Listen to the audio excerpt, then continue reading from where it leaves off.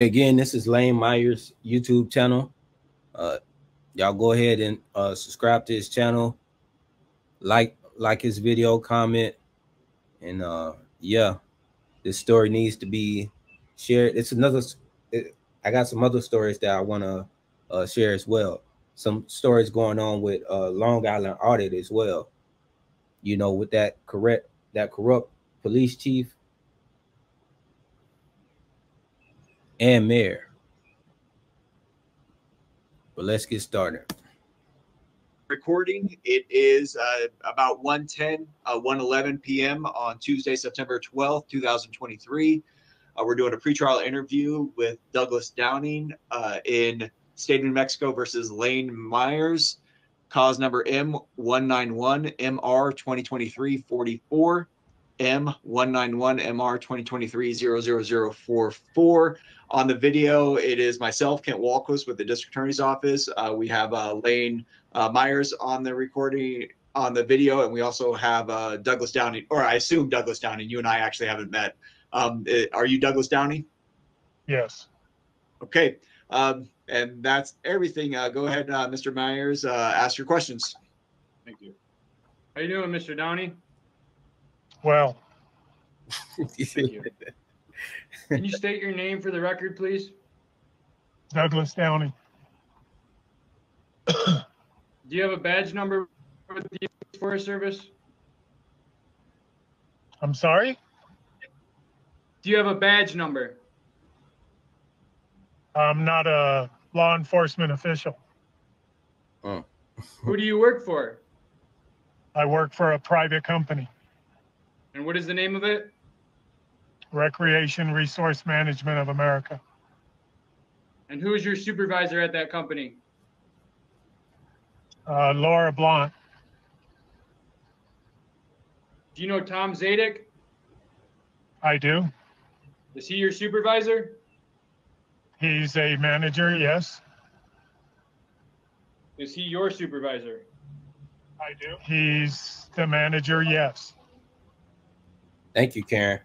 Is he your supervisor? How many times do I have to say yes? I feel like that's the same question. So maybe, Mr. Downey, can you explain the structure of the company so we can get a clear picture as to who reports to who? Tom Zadek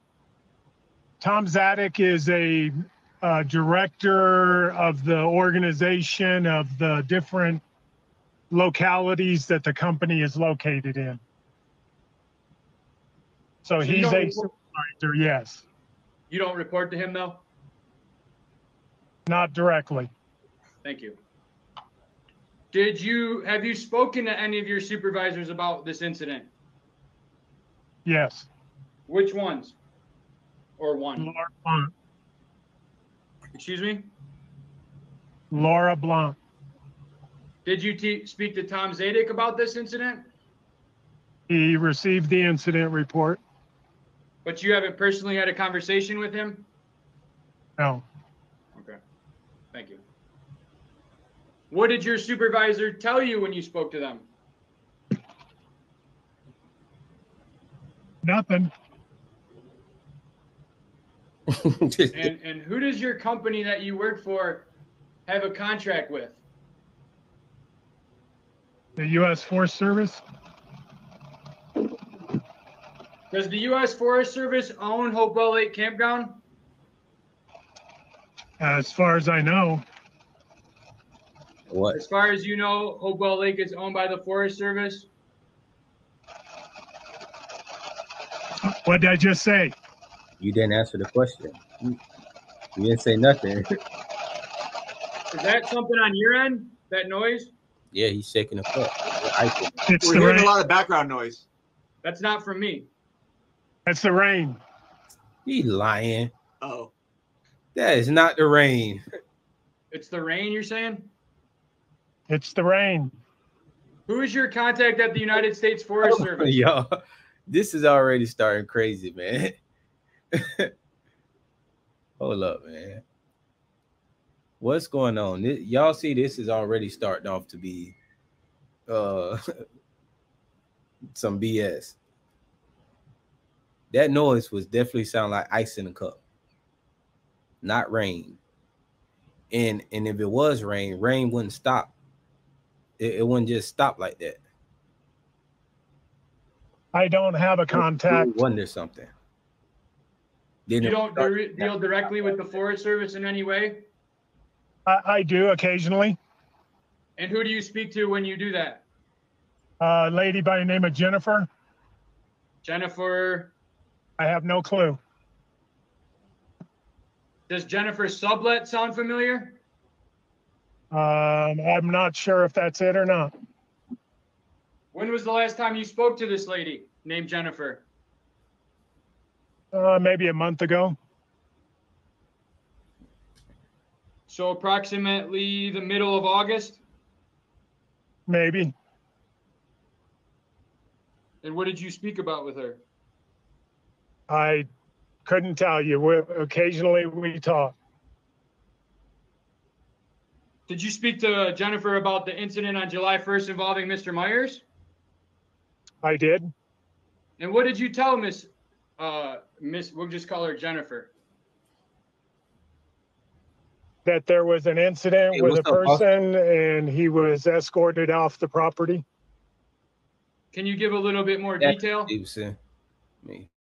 The person took over a spot that was already reserved.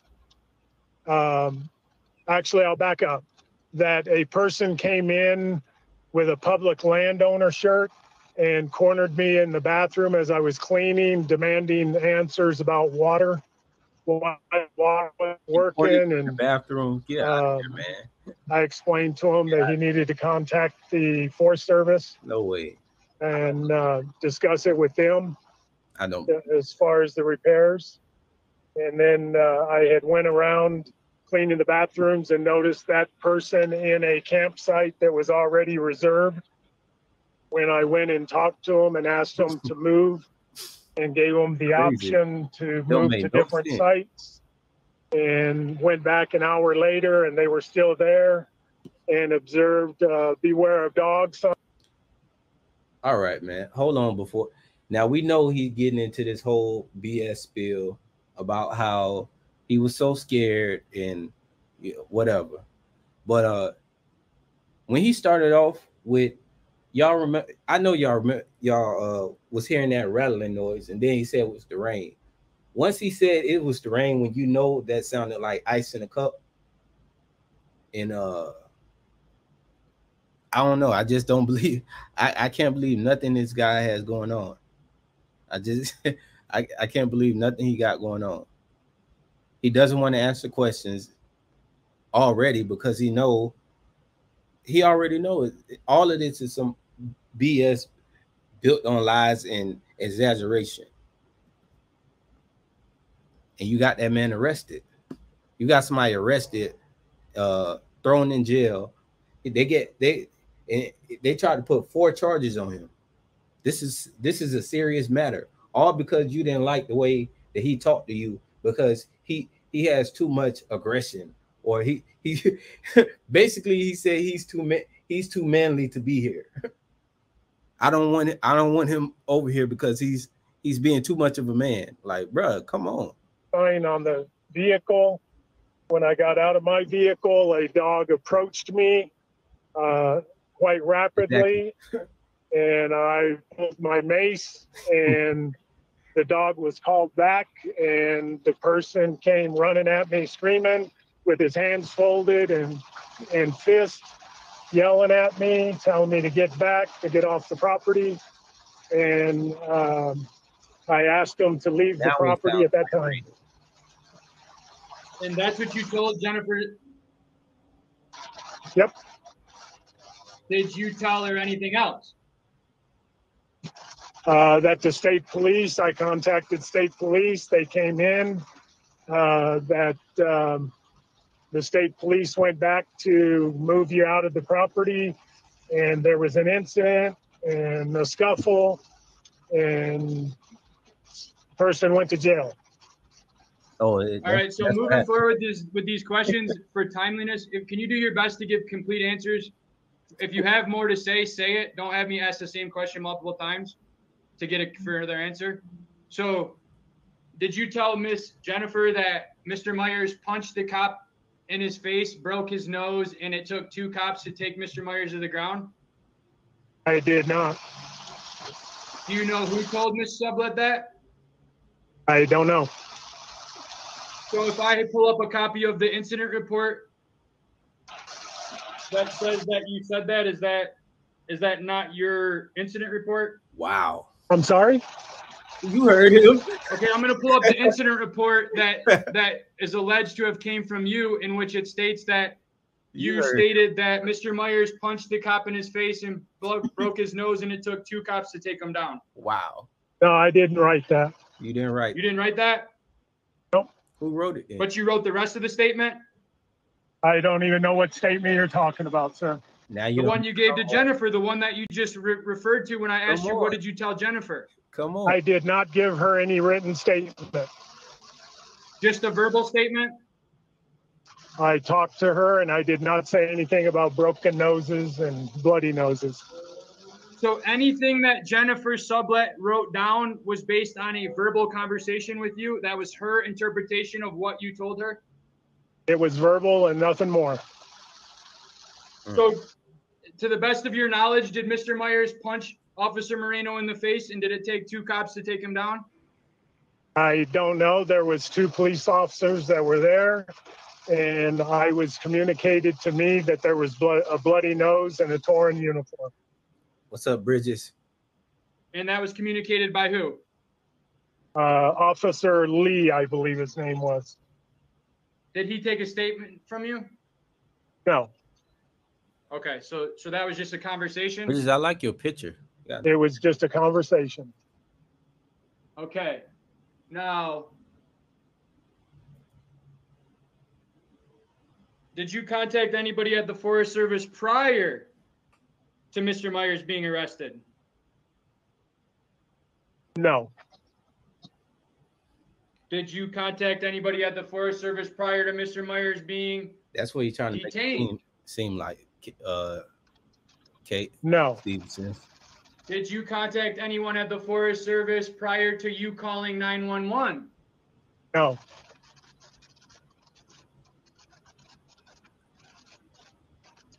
Traditionally, have you ever had somebody removed from Hopewell Lake Campground for trespassing? I'm sorry, before? Bridges.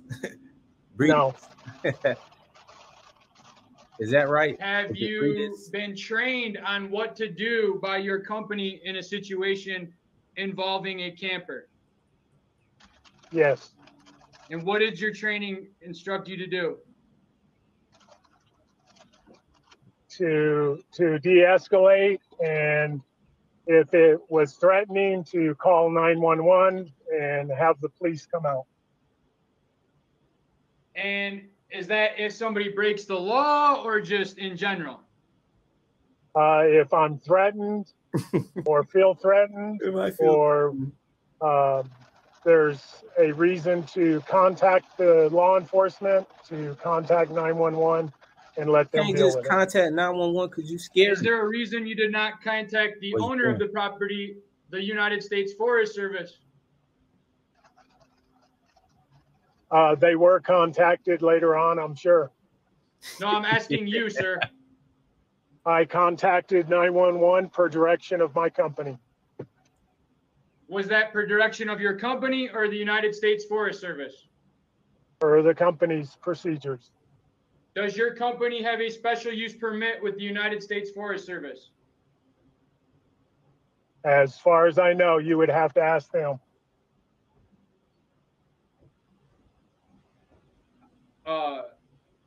Who told you to go to, what was your purpose at Hopewell Lake Campground then?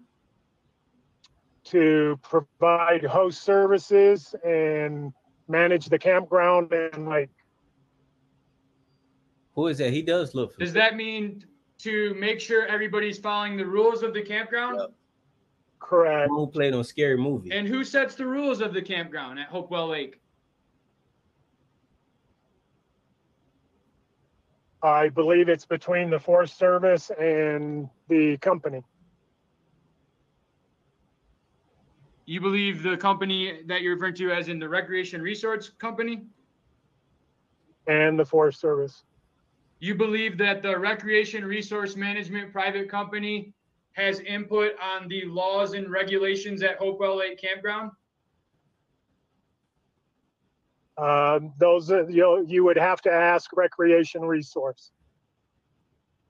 Okay, that's right now I'm asking Douglas Downey. Douglas Downey does not know the answer to that question.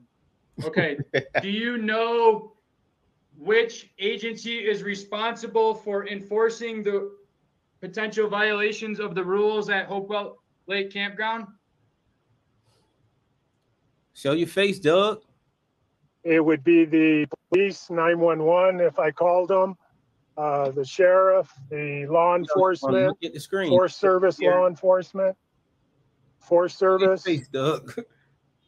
Recreation Resource Management. They're not law enforcement, are they? Depending on what the rules are. Okay, so the rules that I'm referring to are the rules that are posted on the sign at Hopewell Lake Campground. Do you need me to pull up a picture of them?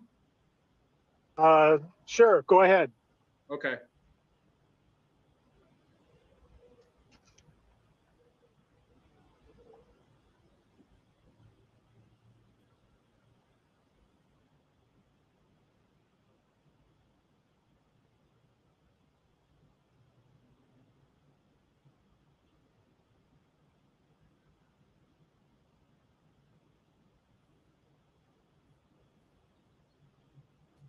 Does this look familiar to you?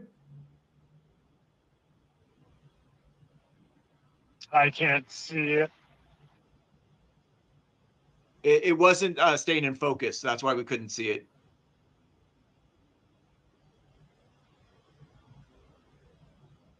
It looks like something. Am I too close or too far? I can't see it. It says, "Welcome to your national forest.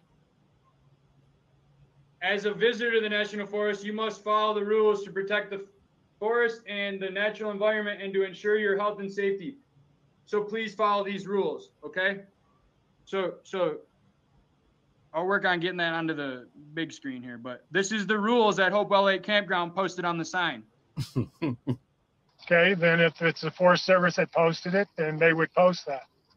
So the Forest Service, so would you agree that the Forest Service sets the rules at Hopewell Lake Campground? For that portion of it, yes. Which portion? The portion you're referring to. I'm referring to the rules at Hopewell Lake Campground.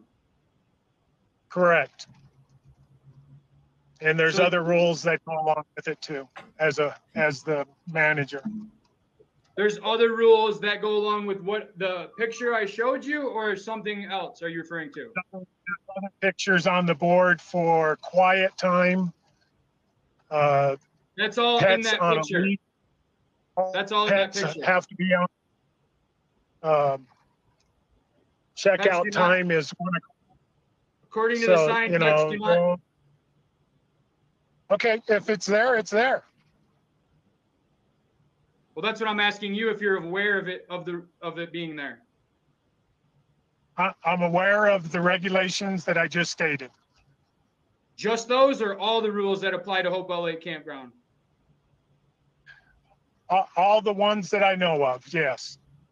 Is it your responsibility to enforce the rules at Hopewell Lake Campground?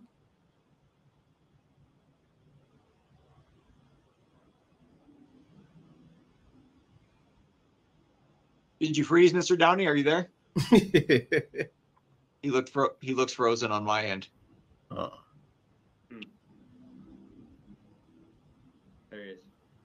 Oh, wait, are you There? back, Mr. Downey? Okay, Did you hear the question, sir? I didn't. Is it your responsibility to enforce all the rules at Hopewell Lake Campground? All the ones that I do know of that are posted by the company, yes. You know, So you're referring to rules that are posted by your company? Because I'm referring because that's not what I'm referring. I posted up a picture of the sign at Hopewell Lake Campground that has all the rules of the campground that are set by the National Forest, the U.S. Forest Service. So I'm asking you, is it your responsibility to ensure that those rules are followed at Hopewell Lake Campground? No. Whose responsibility is that? It's the Forest Service. Wow. There you go. Do you believe Mr. Myers was in violation of any of those rules at Hopewell Lake Campground posted on that sign? Yes. Did you contact the Forest Service and let them know that Mr. Myers was in violation of those rules on that sign? No, not immediately. Wow. When did you contact them? We've already gone through that the next day. Wow. So did you believe, what was the reason you had that you felt you didn't need to contact them prior? I contacted my supervisor, who in turn contacted the Forest Service. Prior to Mr. Myers being arrested? I don't know if it was prior to that or after that they did it. Well, please only make statements that you can testify to actual knowledge of. I gave you my answer. I don't know. I talked to my supervisor and they do that. So you spoke to your supervisor, but you're unable to confirm, like you're not able to give a solid answer on whether your supervisor contacted the Forest Service prior to. Let's run around in circles here. It's not circles. I contacted my supervisor, who would contact Forest Service. When they did it, I don't know. So say that. That's it. So to the best of your knowledge, you're not aware of Forest Service being contacted by you or your supervisor prior to you calling 911? I don't know. I can't answer that. I called 911. I notified my supervisor and called 911. Because you believe Mr. Myers was in violation of campground rules? Because he threatened me. Because he threatened you. Mr. Myers threatened you? Yes. So we'll get to that next. Which campground rules did Mr. Myers violate prior to you calling 911? You threatened me and your dog attacked me. Did he violate before? That was cause to contact 911, and with your attitude and your aggressiveness, it was a threat to me, so I was not going to deal with it, so I contacted law enforcement. What? Can you tell me which rule of Hopewell Lake Campground you're alleging Mr. Myers have broken? I don't know if there's a rule there for that. Wow. So you don't know if there's a rule, but you know Mr. Myers broke it? There you go.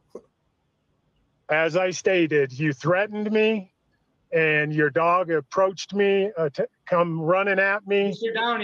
Downey, all due respect, if a judge was here right now, he wouldn't allow this. I'm going to ask you to. He wouldn't allow what you're doing. He wouldn't allow what you're doing, Mr. Myers. You're asking the same thing again and again and again. What? And we would move on. He's not allowed to say he doesn't know. You have not. You just don't like his answer. This is not a court of law. He cannot plead the fifth. He said he doesn't know, and he answered your other questions. Move on and ask another question. He's not answering. All right. So just to summarize, then, Mr. Walquist, you're saying that his answer to the question of what posted rules did Mr. Myers violate? You're saying that an acceptable answer. Hold on, y'all. Before we continue to get into this, I don't like the way Kent interjected right there and saying, oh, he's answering the same question over and over again. He's having to reword the same question to see if he can actually get an answer for it, because we obviously see that Doug doesn't want to answer the question. It was a very simple question. Which rule did I break that made you call the police? What rule was that I broke that made you call the police? Oh, I felt threatened and your dog tried to bite me. What? Bro, no. No, it's not gonna work. So then Lane decides, okay, let me try to ask this question differently to see if I can actually get an answer. Kent jumps in there. Well, he already answered the question, and you keep answering the same question over and over again. Well, you got to do that if somebody doesn't answer the question the first time, and the answer that you're saying that he gave wasn't really an answer. It was more so a response. I think it's a difference between a response and an answer. But let's get back into it. Or what y'all think? Because I don't think I'm tripping.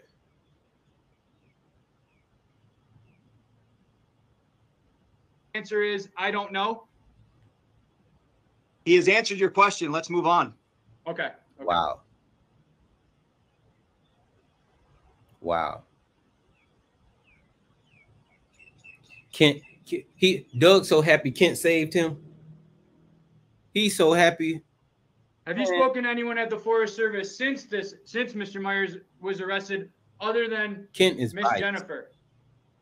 No.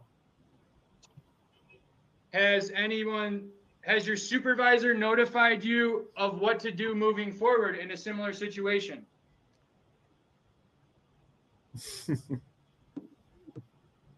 It would be the same situation. I would call 911. Exactly. Do you have the authority to have somebody trespass from National Forest land? I do. Under what authority? Under the special use permit. Can you provide something that shows that? I can't. Can you refer to it in the code of the CFR, Title 36? Where can you point me to that? Need to contact Recreation Resource for that answer. Who does? You. No, I'm asking you to give the answer because you believe you acted under that authority. I do not have an answer for you. Let's move on. What? Look, How far did you run when Mr. Myers' dog was chasing you? I like that. I didn't run because he came running at me. What? Who did? The dog. He just stood there? The dog came running at you? Yes. It was not on a leash. Are they required to be on a leash? Yes, it's posted on the same board that you took the picture of the rules. Oh, now you know. Funny you should mention that. Let's bring that back up then, and we'll go to the section about pets.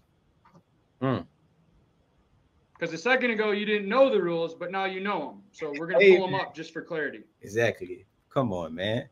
Stop playing these games, man. There's a red picture. There's a red notice on the board that says pets must be on a leash.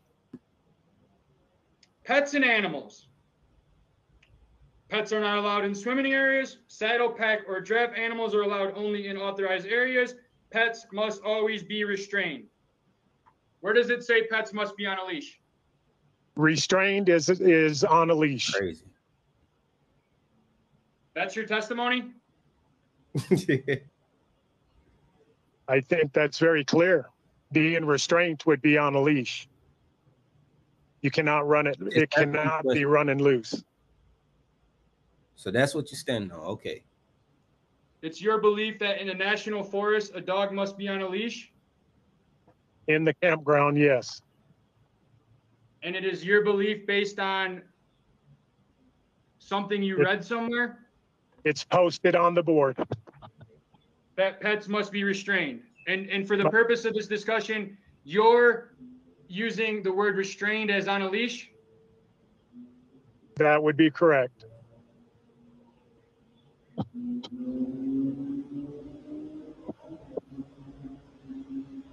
So Mr. Myers' dog came at you and you did not run? I did not. I pulled my mace and was going to spray him if he got close enough to bite me. And where were you standing when this took place? In Campground 21. And what was your reason for being in Campsite 21? To advise the person that was there that they needed to move, who I had already communicated to to them probably an hour earlier that they needed to move and gave them options, and they still had not moved. So you prior to the interaction involving you pulling out your mace, you had already informed Mr. Myers that he needed to move. Correct. And your intention with coming back a second time was to do what? To ask them to move again. Had you called 911 at that point? No.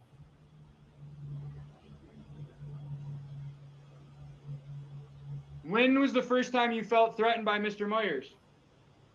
When he came running at me with his arms up above his head and his hands turned into fists, yelling at me, cussing at me, being very vulgar at me. You're so scary, man. That's when I felt threatened. So at no point prior to that man was not when he talked to you about the water being broken, not the first time when you informed him to move, during any of those conversations, you did not feel threatened. Nope. No, this is Boston. This is different. Was Mr. Myers' dogs on a leash? No. Moreno. Were Mr. Myers' dogs hooked to the bumper of his truck? No. If I show you a video right now, would you still say the same thing? Yes. Okay. Oh. Oh. Okay, so you felt threatened the second time.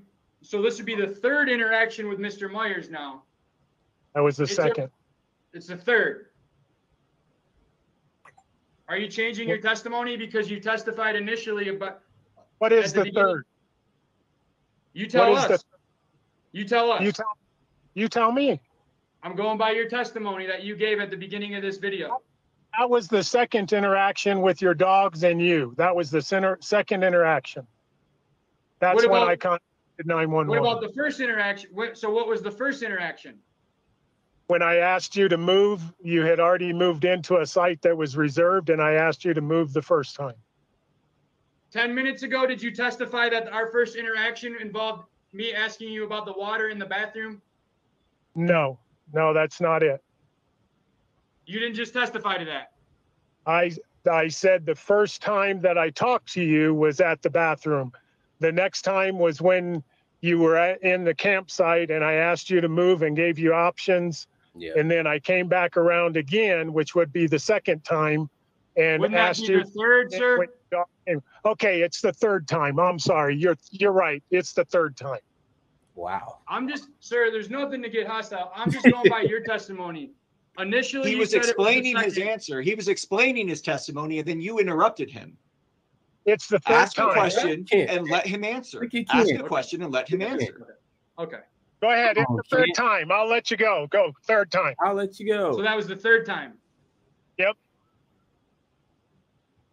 Look, you don't. So the third time you spoke to Mr. Myers, you felt threatened. In which manner did you feel threatened? I felt like you were going to punch me or attack me, and I was preparing for that. Did Mr. Myers punch you? This man was not finna punch you. No, because I stood my ground. Did Mr. Myers attack you? No, because it's still, bro. No. Did Mr. Myers make physical contact with you in any way? No. Did Mr. Myers throw anything at you? No. Did Mr. Myers pull out any weapons? No. Did Mr. Myers come towards you aggressively? Very aggressively. How close did Mr. Myers get to you? Within an arm's reach. My arms are almost 4 foot long. So do we want to go by my arms? You can go with your arms. Fine. So Mr. Myers came up with the approximate. Mr. Myers aggressively, as you testified, quickly and rapidly came towards you, but then stopped approximately 4 feet short of you. Is that correct? Correct. Get out. Is somebody being 4 feet away from you a threat? Yes, when they're in that manner, yes. Which manner? aggressively, hands clenched, fists clenched, cussing, being vulgar. That's threatening. By your definition? Yeah, by my definition. Do you know the legal definition of threatening? It's crazy, man. It is crazy. I'm sure you'll tell me. Come on, Mr. Walquist. You can't have it both ways. You can't have it both ways. You can't have a sarcastic witness and then try to hold me down for something. It's so not, he can. You're not saying that. He can't give sarcastic answers. Let's see what Kent. If it's an answer, ask your question and he will answer it. Look And at I Kent, did. man. And Look he at said, I'm Kent. sure you'll tell me.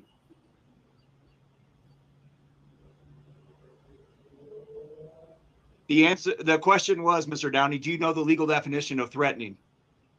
I don't. Why you There, just say ask that? your next question. Thank you. Bro, Kent, man. Oh, you see Kent on some BS, man. What specific threat did Mr. Myers make towards you that made you feel threatened? Because you gave about 7 things.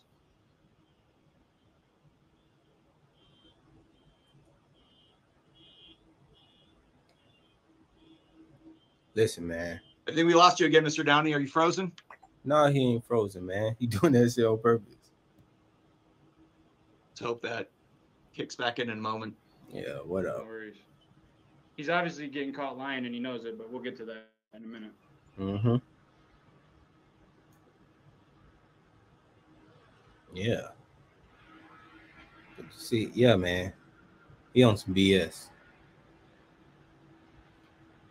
And I don't like the way Kent handling that, man.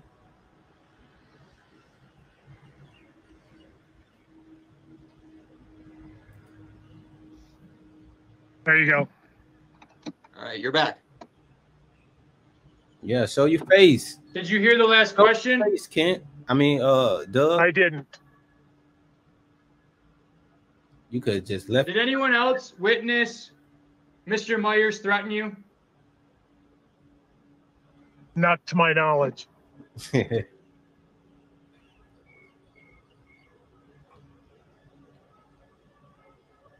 Did you tell the 911 dispatcher that Mr. Myers' dogs chased you?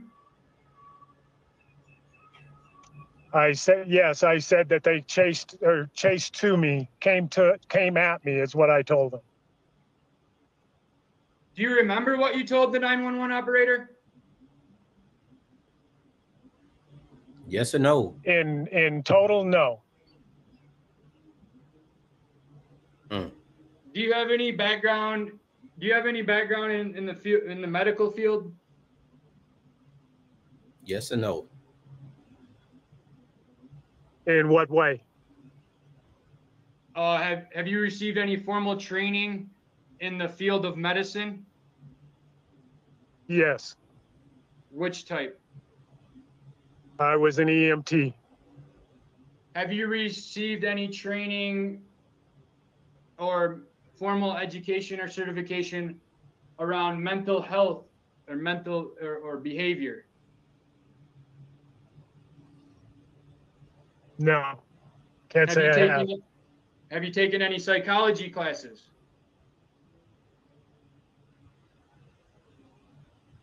Can't say I have. What about psychiatry? I'm not a psychiatrist, no. Have you ever evaluated anybody for mental health? I have no reason to do that.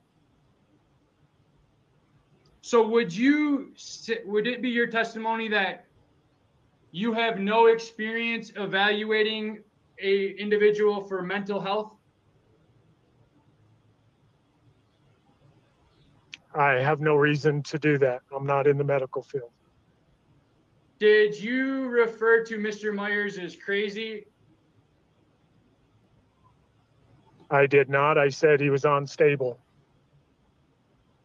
Did you refer to Mr. Myers as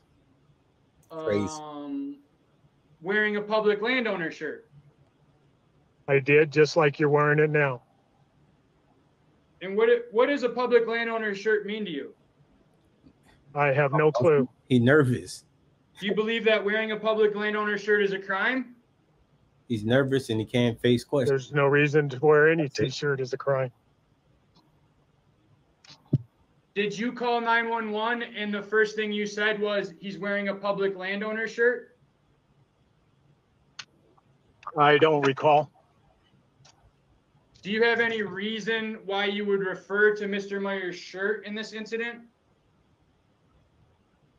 I don't know. You do know. Do you believe you referred to Mr. Myers' shirt in this incident? I don't recall. Now you don't recall. You just. We're going to pull it up here. We're going to listen to the 911 call. Steady lying. Steady lying. That way you have a fresh memory of everything.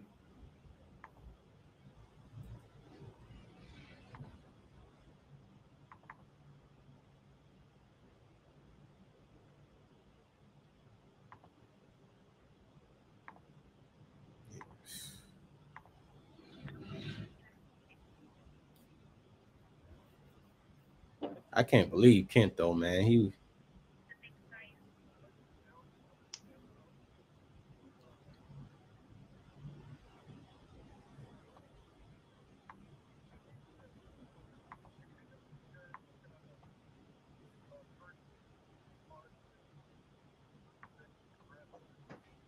Trying to turn the volume up. His dog come after me. He's got to, and he threatened me. And I'm going to rewind. There we go. Can you hear that? Person here in the park that's being very aggressive. And Mr. Downey, can you hear that? What I hear is I can hear Mr. Downey, but I cannot hear the dispatcher. Got to beware dog signs on it. Okay, let me. Mr. Downey, can you hear the 911 call? Parts of it. Here we go. See if I can get a unit up here. I've got exactly. a person here in the park that's being very aggressive and says he's a public landowner and he threatened me and his dog come after me. He's got beware dog signs on his rig and didn't have them tied up and it came after me and I pulled my spray out and the guy got all upset. And I don't want him in the park. That was his reasoning. He doesn't want him. Is it possible to get a unit up here to have them convince the guy? Yeah. Do you know what his name is? Convince him. I don't. I don't want to have any more contact with him. Yo, look, man. Bro, I hate scary people like that, man. Bro, why you gotta be so scary? Okay, and like what campsite or where are you located at the lake? I'm sorry? What campsite or where is it that you're I love located in the everybody, lake? but I don't like when people be scary like that. Come on, bro. I'm at campsite 4. Did you call the police on people? At Hopewell Lake. Okay. And that person is currently He didn't do nothing to you. Spot 18. I'm sorry. Okay, is he in like a camper trailer? Is he in a tent? He's in a pickup truck. Pickup truck with kids. Okay, do you know what kind of truck it is? It's a red Chevy. With a camper shell on it.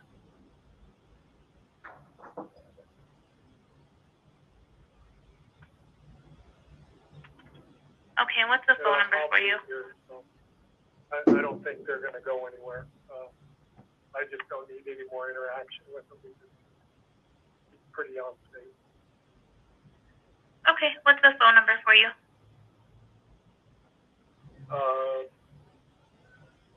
806.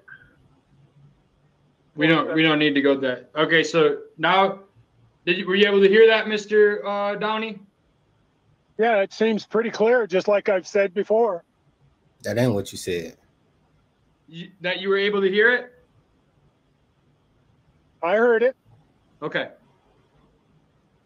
When you said that Mr. Myers' dogs chased you, what exactly do you mean by that? If you said They that you came stood your ground. They came at me. They walked towards you? They ran towards me. And then stopped? And what led you to believe that you were under attack and being chased? When a dog comes at you aggressive like that, I felt threatened and I pulled my mace. Okay, can you describe the method through which the dog attacked you? It did not bite me. It ran towards me and I felt like he was going to bite me. I've been bitten by dogs before in the same manner. Have you been bitten by this dog before? No. Shoot, bro. Has this dog came towards you before? I don't know that dog. So you've been bit. Did you observe a beware dog sign prior to you walking into the campsite? I did. And you chose to walk into the campsite anyways? What? I did. Beware dog sign should not be posted in the campground. And why is that? I should be able to have access to the campground to clean and You do have and everything as And you time know- goes on. beware. So do you believe that a beware dog sign means that the dog is dangerous? It could be. Could be or is? It is. Are you If you- aware of the legal requirement to have a beware dog sign for liability if you have a dog? I'm not. No, yeah. So let's say that not the dog, there wasn't a beware dog sign and you walked in there and the dog bit you, right? Okay. You had no, you wouldn't have known there was a dog. Okay. So do you typically walk past beware dog signs with dogs you have never met before? I look at them and look around. I did not even see a dog in the campground at the time. But you saw the sign that said beware dog. Couldn't miss it. So you got out of your vehicle, saw a beware dog sign, could not confirm or deny if you even saw a dog, and chose to enter the campsite and walk past the beware dog sign anyways? I didn't walk past the sign.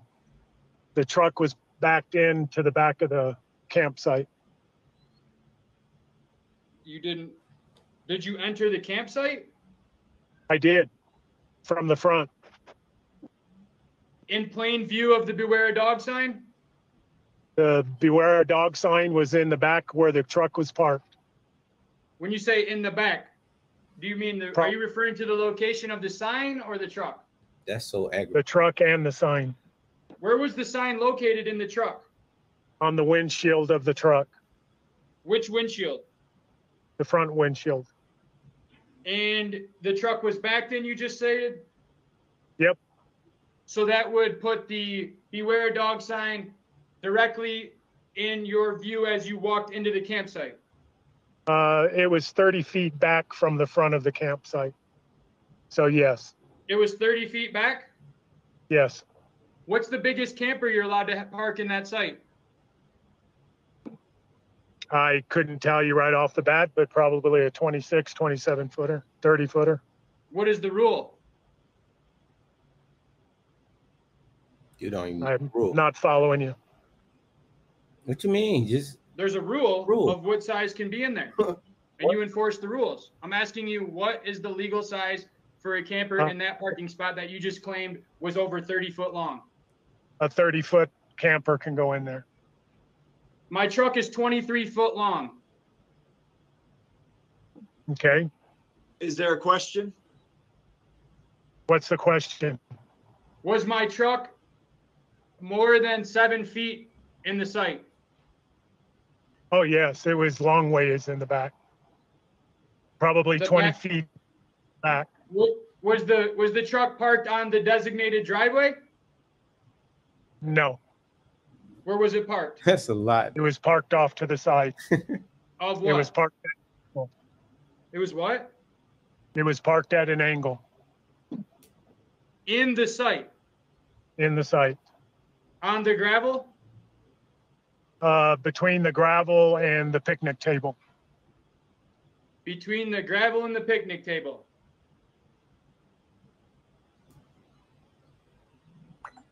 So you're trying to say that the truck was not parked on the gravel, it was parked next to it, between the picnic table that was at the back of the site? On the side of the site, yes. So it's your testimony the truck was approximately 30 feet back into the site. Correct. And approximately how far did you walk into the site? Maybe 10, 15 feet.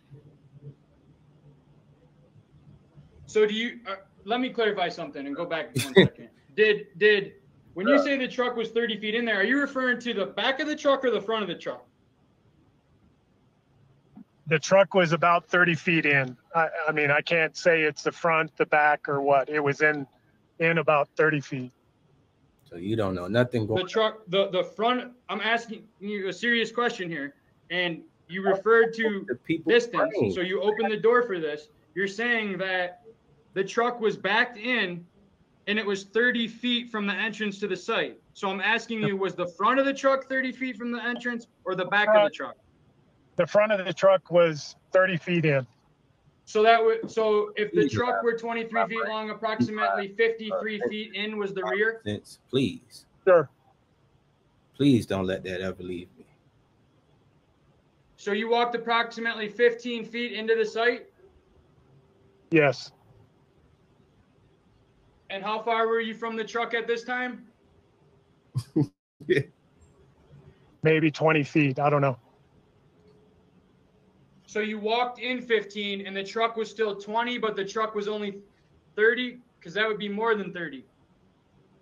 Okay, so the truck was 15 feet in from me after I walked in 15 feet. Okay, so it was about 30 feet. So you're approximately standing about 15 feet away from this truck that said beware a dog, and then what happened? The dog ran at me and I pulled my mace. Which dog? It was a black dog. Or I should say a dark color dog. No, Let's go. He quick. No, it was a black dog. Come here. Come here. A big black dog. Come here. Was it this dog? It may have been. That's a good looking dog. Nelly, come. Nelly, come. Nelly. That dog look healthy. Well, I guess my other dog don't want to be on camera. So it could have been that dog, but you don't know for sure? I don't know for sure. I just know a dog had come running at me. Exactly. Did the dog attack you or come running at you? It come running at me as if it was going to attack me. Did it actually attack you? No. Did you tell the 911 dispatcher as well as Officer Moreno twice that my dog attacked you? No, that it ran at me like it was going to attack. And I pulled my mace and was going to spray him. And he stopped when you called him back. When I restrained him? You didn't restrain him. So I called him and he came back to me? That's restraining. Correct. Okay. So he was under command and control? I don't know. He stopped running towards me. When his owner gave him that command? Yes. Okay. Now, I just asked you if you told either the 911 dispatch, Officer Moreno, or during this video we've recorded so far, did you say that my dog attacked you? Yeah, here we go in circles again.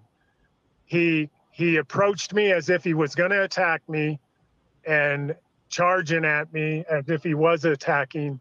That is the reference that was used. Do you feel that there's a difference between a dog attacking someone and a dog not attacking someone? No, when they run after you, run towards you in an aggressive manner, that is potentially attacking. I didn't ask about potentially. Okay, we're not here for potentials. We're here to. That is attacking. To me, that is attacking. No, that's So just to clarify, the 3 times you told, the 1 time you told the 911 and the 2 times you told Officer Moreno, as well as the 1 time you stated on here that my dog attacked you, you don't mean by the legal definition or the Webster's dictionary definition, you mean by Doug Downey's definition. If I feel like I'm being attacked, that's being attacked. Yes. Are you stating that as it's a law, or is that just a feeling? He just explained that. He's answered it, and you've asked this, I want to say 3 times in chunks, 3 or 4 times in each chunk. And so we're getting to a dozen times you've asked this question. That's how you catch witnesses in a lie. yeah. Ask your next question. I'm getting to it. Kent, boy. Oh, I'm not required. Trust me. We can keep it civil. Oh, dirty Kent, man. For the purposes of calling 911, Exactly. do you believe that my dog attacked you in a manner that was unlawful? It was off a leash and should have been on a leash. And when it came at me, if I did not know if it would bite me, if it got to me or not. Are you aware of the exceptions to CFR 236?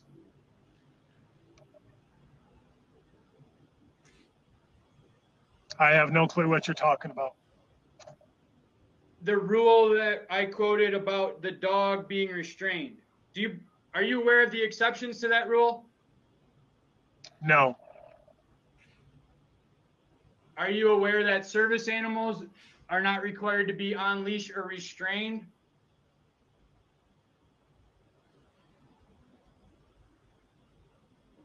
No. Did you verify if Mr. Myers' dog was a service animal? No.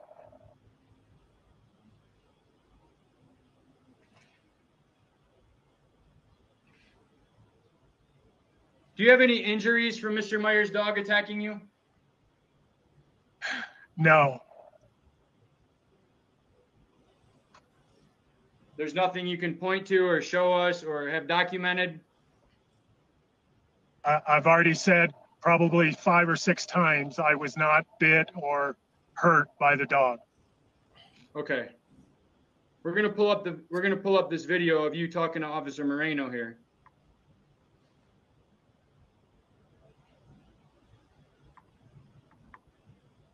We're gonna figure out what you mean by the dog attacked me. Doug, it's not funny. It's not funny. He's not the one tripping. You are. That's the thing. They think the other person is the one. No. Good, and you? Doug, that's you tripping. Mr. Downey, have you ever met Officer Moreno prior to July 1st? No. So when you said friend, that was just a figure of speech? Yes. Thank you. Now I'm going to play the video. He came in and went into a site that was already occupied, and I had to ask him to move out of it. And I went back to see what was going on and got out of my truck and started around, and his dog come running at me, and I pulled my mace, and he came out and jumped in my face and told me to get the fuck off his property. He's got a shirt with public landowner. Yeah. He's a little psycho. And he finally moved to a different site, but I asked him to just leave because his aggression, I can't deal with that. Do you have your ID? Deal with that. Yeah, Doug. Mr. Downey, so you testified that you did not call 911 until after the interaction, which required you to pull your pepper spray. Is that correct? Correct.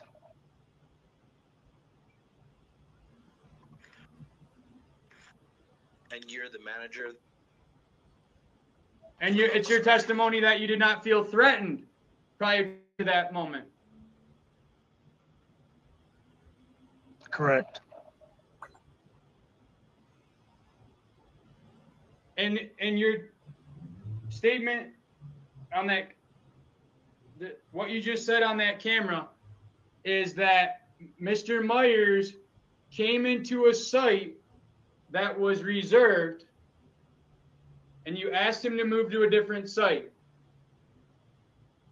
When you asked Mr. Myers to move to a different site the first time, approximately how long between the time you asked Mr. Myers that until he actually moved to the other site? Probably an hour or more. What did Mr. Myers tell you on his second interaction when you came and told him he needed to move to a different site? I'm sorry? When you came to the campsite, the second interaction, the first one at the campsite, what did you tell Mr. Myers? That the site was already occupied and you needed to move. And there were several other sites that you could move to. And what did Mr. Myers say in response? Your girlfriend was gone walking and you would take care of it after she got back. Okay. When you arrived at the campsite the second time, was my wife there? Mr. Myers' wife there? I don't recall. There was somebody else in the woods, in the trees. I don't know who it was at that point. So you did not have a conversation with Miss Hendricks at that moment? No. You didn't refer to her as starting crying? No. Boy. Doug is, boy. Dirty Doug, man. Dirty Doug. That was that fight where she ran up to the road. Mr. Downey. His girlfriend started crying. Well, I can stay because that wasn't part of that. Y'all, you know, I don't ever claim to be the best person in the world, you know, but you know, it's a different level of you just lie, you just lying all the time. Like, that's crazy. And for no reason. Like, for no reason. And then not only do you lie, but you use your lies to almost tear apart somebody else's life. This man got 4 charges based on lies. Lies and feelings. Lies, exaggeration, and feelings. He got 4 charges. So it starts with him and ends with Moreno. And Moreno comes and does the same thing. Lie, exaggerate. It's terrible, man. It's terrible.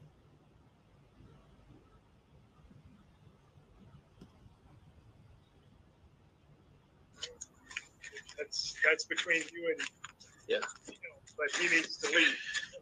What is he wearing? He's wearing a T-shirt that says. So on your second interaction, the first trip to the campsite, when you told Mr. Myers it was occupied, you do not recall having a conversation with Miss Hendricks? No. Did you and Miss Hendricks ever have a conversation about the tag on the post? No. I showed it to you. Do you believe that Mrs. Hendricks would testify to that? I don't know. Do you believe that the people in the campsite next door would testify that? I don't know. Have you talked to the people in the campsite next door? No. So it's your testimony that when you came to the site and pulled the pepper spray, you did not see Miss Hendricks? No, I didn't say that. I said there was somebody in the tree lines. I don't know who it was. Was it the same person that was crying and you said, well, that's on you. You have to leave. You can talk to him? I don't know if that was the same person or not. Really? That was up at site 18 where she ran up to me on the side of the road. And said, If that's so, the lady you're referring to. No, I'm referring to campsite, the original one. Which one was reserved? 21, right? I never talked to the lady at the site that was reserved. I never talked to a lady there. Where did the dogs come from? You had them there. I don't know. Did I have them there or you do not know? You must have had them there because they were there with you. Did you interact with any dogs on the first time you came to speak to Mr. Myers and told him he needed to leave? Not that I'm aware of. Did Mr. Myers indicate that his wife was hiking with his dogs and it would take some time for him to get moved? No. I answered that you said she was gone hiking and you would take care of it when she got back. Okay. And your testimony is that it was approximately an hour from the time that this conversation we're referring to took place and Mr. Myers moved to site 18. I want everybody. It was probably longer than that because it was about an hour by the time I went back and checked on you when your dog came running at me and you came running at me threatening me. Approximately how long after this interaction that you just alleged occurred did Mr. Myers move to the other site? Probably 15, 20 minutes. I don't know, 30 minutes. So approximately 15 to 30 minutes after you told him the second time? Correct. The second time, did you tell him to move or tell him to leave? I asked you to leave after you threatened me. So the second time you didn't tell him to move, you told him to leave? I asked you if you would leave, yes. We're going to have to discuss it. And that was and during this time, you did not observe Miss Hendricks at all? I don't recall. You don't recall standing there and talking to her about the ticket on the thing and her pulling out the ticket that was on the post when we pulled in? I don't. Do you keep a record of everybody that stays at Hopewell Lake? There is. So there's a record of the person who reserved the site that Right. Mr. Myers had to move for? Yep. Is it possible that when Mr. Myers arrived at Hopewell Lake Campground, that the individual had not placed his tag on the post yet? Oh, I think I don't know. I don't think so. Yeah. You don't know or you don't think so? I would have placed it there. You would have placed what there? The tag. So you're saying there's no possible way that while Mr. Myers and Miss Hendricks were unloading their truck and setting up their tent at Site 21, a gentleman in a blue Chevy truck arrived and came there and talked to us and put his tag on the post and said he just reserved this while we were setting up? That would have been the customer that reserved the site. So it's possible the customer put the tag on the post? He did. Did you just testify that you put it on the post? Normally, I do put them on the post. I'm not asking about normally, sir. I'm asking you. Yes, I say that, but I did. As I recall, I filled out the paperwork and gave him his tag, and he went and put it on there. So you did not put the tag on there yourself? I did not. So you cannot testify exactly when that tag was placed in relation to Mr. Myers and Miss Hendricks arriving at the site? Oh, well. I can't. I'll make sure that's not going to happen. Would you allow the possibility that Miss Hendricks and Mr. Myers spoke to the gentleman in the blue Chevy truck who came to put the tag on there? I don't know. Have you spoke to this gentleman since? No. hold on, let me. So I just want to stop it real quick. So, you know, everybody is welcome to speak freely in the chat because, you know, we represent the First Amendment.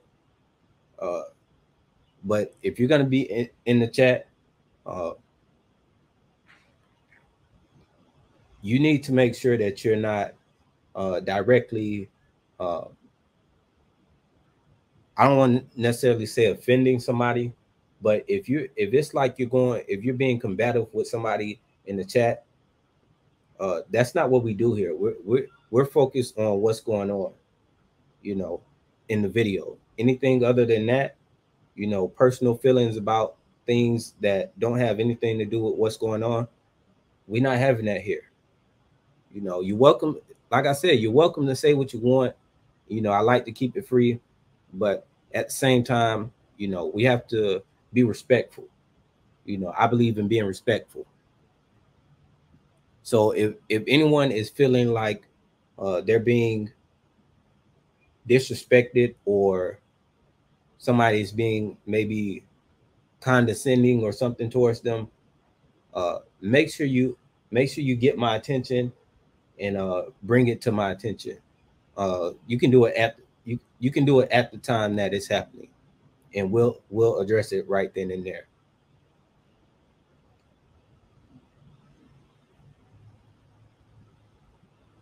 Sorry, y'all. So get that out the way. So you won't disagree with the possibility that Mr. Myers and Miss Hendricks arrived at Hopewell Lake Campsite 21 and the post was empty. What's up, Scarecrow? I don't know. It's all good, Karen. Did you tell Mr. Myers when you arrived? Did you walk over to the post and pull the tag off and say, didn't you see the tag? I showed you the tag, yes. But you did not place the tag. Is that correct? Correct. So to the best of your knowledge, Mr. Myers and the gentleman who reserved the site could have already spoken and determined that Mr. Myers was in no rush to move. I don't know. Is it possible that the gentleman was fishing at the lake? I don't know. Did the gentleman tell you he was fishing at the lake? He said he was going to go down and fish and then get his trailer. So is it possible that prior to you arriving to tell Mr. Myers he had to move, that him and this gentleman had a conversation and already could have possibly worked out the fact that he was in a reserve site and he was moving? I don't know. Did you ask? You don't know nothing. I didn't. Here we go. Did you just come up and say you have to move? I came up and explained that it was reserved, that it was already occupied. What did Mr. Myers say? And what did Mr. Myers say in response? He didn't. Oh yeah. He didn't say anything. Oh yeah. He asked where else he could go, and I gave him other options to move to. Is that what you told Officer Moreno? I didn't. What did you tell Officer Moreno? You wanted him that you were in an occupied site, and I asked you to move. And that I started saying, get the fuck out of here, First Amendment, all this, right? Yep. But you just said that I didn't say anything except, where can I move to? Ow. Ouch. Ouch. Are you asking a question or making a statement? Ouch. I'm trying Very to clarify. Very uncomfortable. Ow. What are you trying to clarify? Ask the question. No, you know what's going on. Sit up straight. I'm trying to clarify if it's possible. Straight. What you mean? You know what? Ooh. Let me just play. So, because the question revolved around, did you tell Officer Moreno that I said, okay, where do I need to move to, and moved and nothing else? Or did you tell Officer Moreno that I started cussing at you? The situation started from when your dog ran at me and you came running at me with your hands clenched, cussing at me. Talking about the interaction prior to that, sir. Interaction prior to that. Yeah, you asked the question what I told Officer Moreno. And I'm telling you. About the first interaction at the campsite. Yeah. Not just what did you tell Officer Moreno. Yeah. Specifically, what did you tell Moreno when he asked you, what did Mr. Myers say when you told him he had to move? Yeah. How much more clear you want it? Oh man. I don't recall. Yeah, I don't. Here, we're gonna play it for you. Boy, look how tight his lips is, man. You know he. Come on, man. Come on, man. Get out of here, Doug. Doug, get out of here, man. And I just don't need that. Oh my goodness. No, he hasn't paid. No. Jeez, Doug. And I asked him. I said, you need to leave. Because with your aggression, it's not going to work out here. Okay. That's not what you said to his girlfriend started crying. And, well, I can stay because that wasn't part of that. That's between you. Dang, I didn't know you were supporting this, man. But he needs to leave. What was he wearing? He's wearing I didn't even t-shirt think about that this. says public landowner and shorts. Okay. He's in site 18. So let me just reiterate what you told me. So he was staying at another area that was already reserved to someone. You asked him to leave. He got mad about that. What did he tell you? He said, it's not reserved. And I said, yes, it is. And I showed him the tag. The guy came in this morning, was parked there. I checked him in, and it shows he's there from today till the 6th. And he wasn't happy about that. And, just a little carried away. And then he moved. Well, he hadn't moved, and I went back around probably 45 minutes later, and nothing had changed. And I parked, and when I got out of my vehicle, you can see this is the vehicle right here. This is where he went into the site, and he's got a "Beware of Dog" sign right on the front of the windshield. So when that dog started at me, how big is the dog?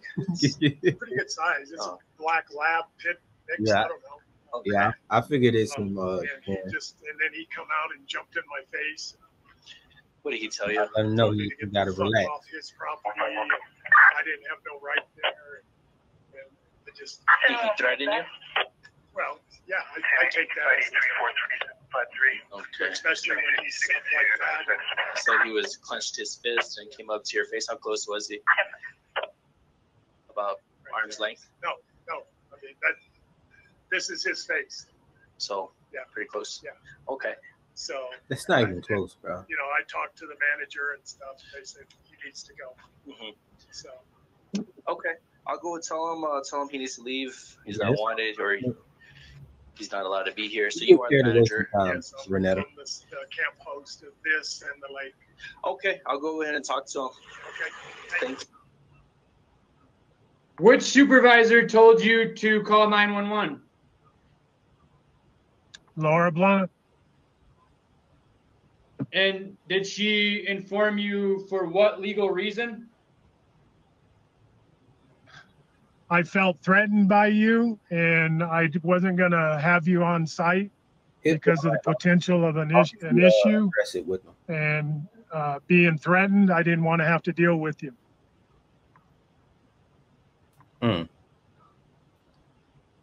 Wow.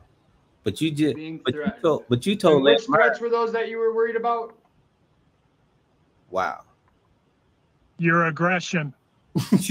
And what is aggression and related to a threat? Can you articulate that a little better for us, please? When you come running at me with your hands clenched and your fist cussing and being very vulgar, I feel threatened. That's specific to Mr. Myers or in general? In what you were doing. I'm asking you in general. In general, yes. Exactly. That's all it is, man. Your aggression was threatening. In which crime or state, what state or federal law or CFR do you believe this aggressive behavior violated? I couldn't tell you. That's not a question for me to answer. So you just called 911, and then it's up to them to decide if any laws were broken?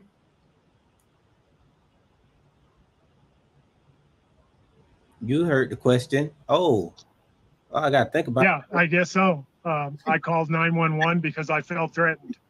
Because I felt and I wanted you off the property. I want you off the property. Feelings, feelings, feelings.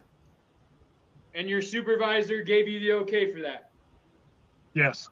No, they didn't. You didn't talk. Are you familiar with You said you talked to them the traditional public forum?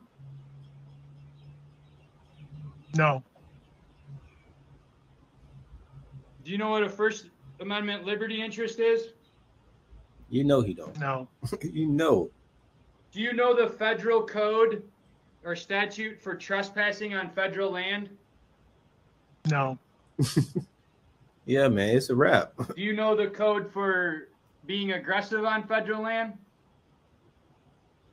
No. Can you point to any specific rule that you're aware of that you are responsible for enforcing at Hopewell Lake Campground that you believe Mr. Myers violated? No. Wow. So why did you? But you just called and said you want him gone. Dog, this is crazy, man.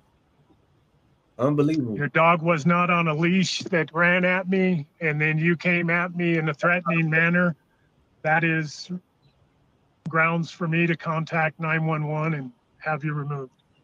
Oh my goodness. He didn't break no law. Is Mr. Myers charged for any of those behaviors? I don't know. Did you give a statement about any of those behaviors? A statement for what? Any of the behaviors. He just said it. You just said that Mr. Myers threatened you and all this. So are you pressing charges? All right. No. Wow, man. Wow. Do you know if there was an investigation? I don't know. Do you know the penalty for a dog being off the leash? No. Is there a penalty for a dog being off the leash? I don't know. You don't know. You just know that Mr. Myers' dog not being on a leash was a violation? To the rules that were set in the campground, yes. Know the rules. You said you don't know. And those rules obey federal laws. All visitors and users of the National Forest are subject to federal regulations. Dang, I messed up on that one. The points of conduct listed above are included through enforceable through federal regulations. All of the regulations are published in Title VI of the Code of Federal Regulations and are on file at all Forest Service and District Ranger offices. Violations of orders and regulations is subject to punishment by a fine or imprisonment under 16 U.S.C. 551.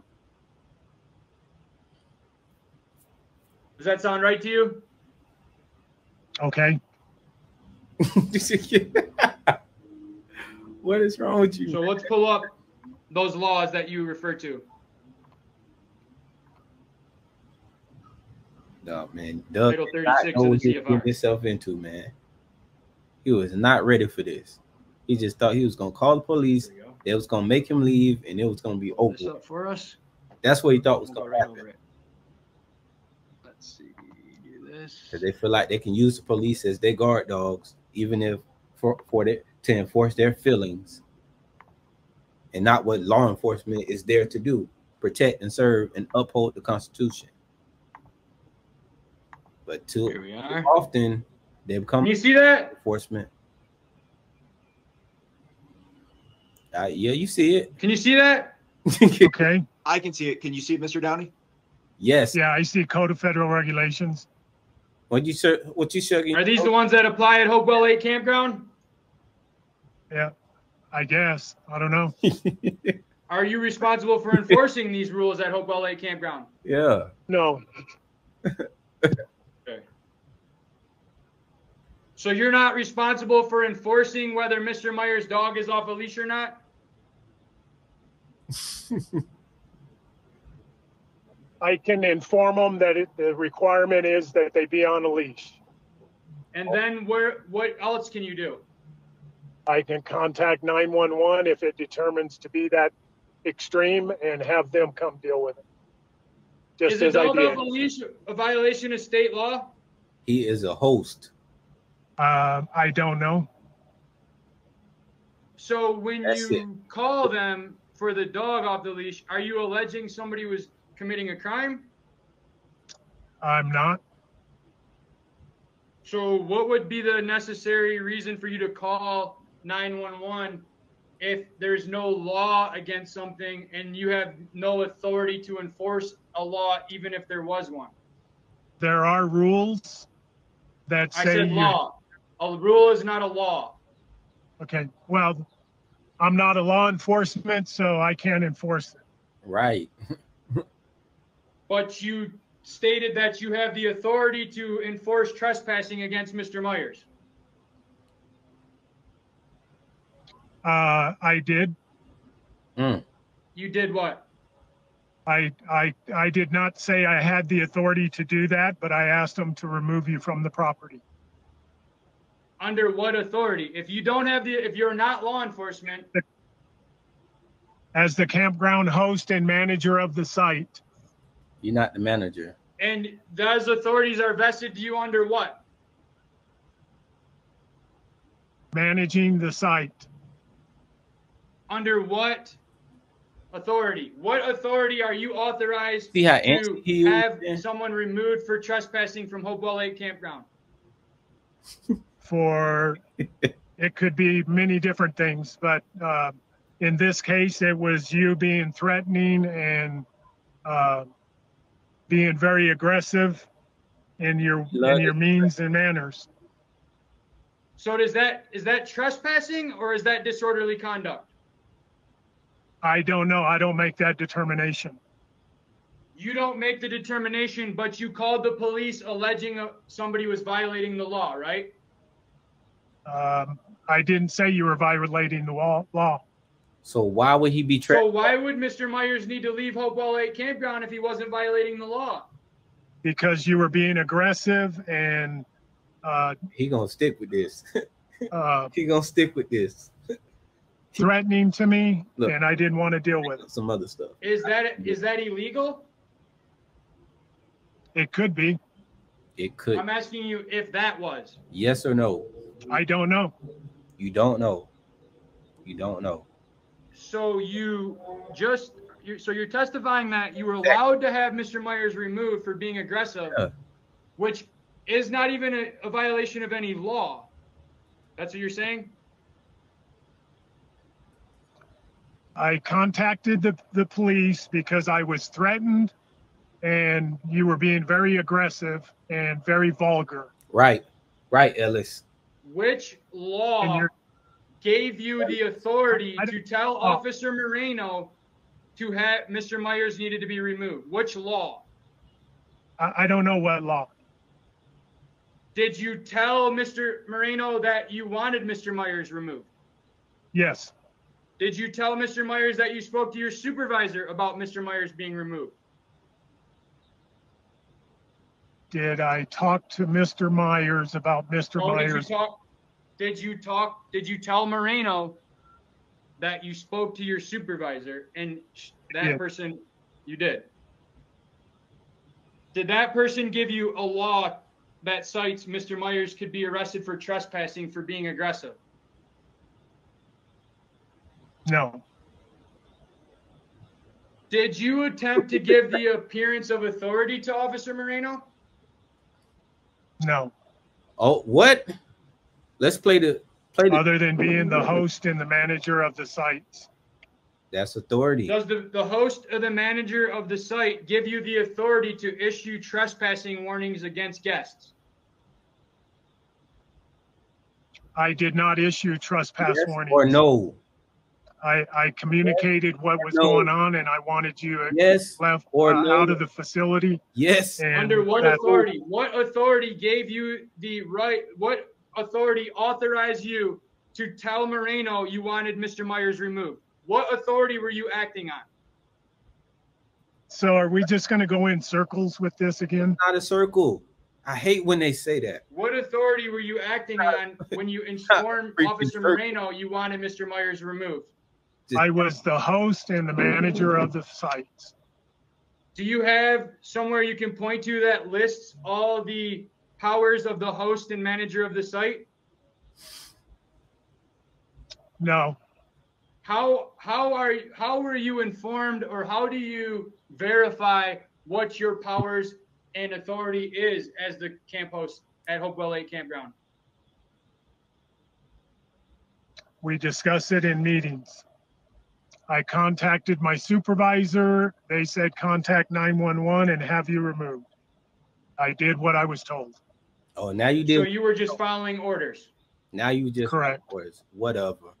Were the orders you received based on your statements to your supervisor?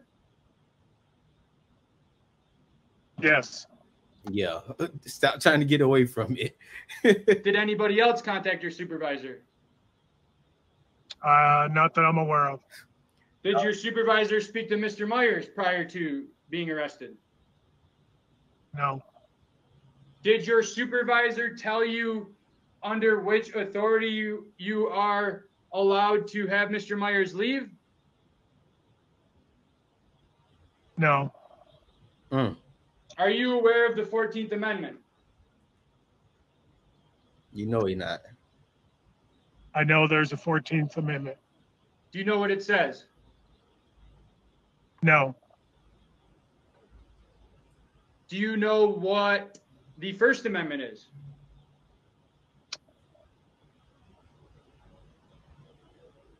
Freedom of speech. And what is the type of speech that is protected by the First Amendment? I don't know. The free kind. So you just know there's speech, but you don't know which speech? No. So are you familiar with unprotected speech? No. Are you familiar with true threats? No.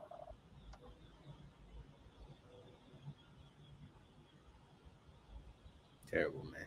Are you aware that Hopewell Lake Campground is designated a traditional public forum for First Amendment purposes by the United States Forest Service? No. Are you aware that speakers in traditional public forums receive the highest protections on their speech? No. Can you tell me the only speech that Mr. Myers or anybody, what is the only speech that Mr. Myers is not allowed to use in a traditional public forum? No. No what? I don't know. So you're not familiar with what speech you can and cannot use in a traditional public forum? Doesn't even care, man. No. Help him out. Did Mr. Myers make any verbal threats to you? See, the hate, No. violent speech. Did Mr. Myers Like incite like actual threatening, like I'm gonna come. a bomb threat? No. Did Mr. Myers scream fire in a movie theater? No.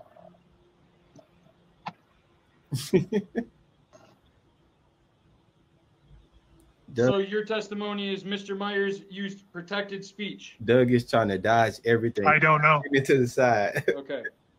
Those three things are unprotected. Dodge it, Doug. You can't dodge. Is that a statement or a question? I feel you. I'll move on. And okay. So are you familiar with the due process clause? No. Are you familiar with the equal protection clause? No.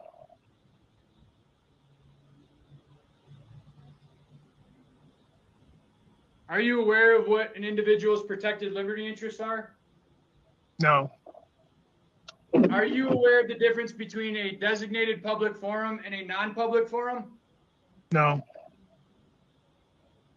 Have you been trained in any way about the protections afforded to an individual under the Constitution at Hopewell Lake Campground? No.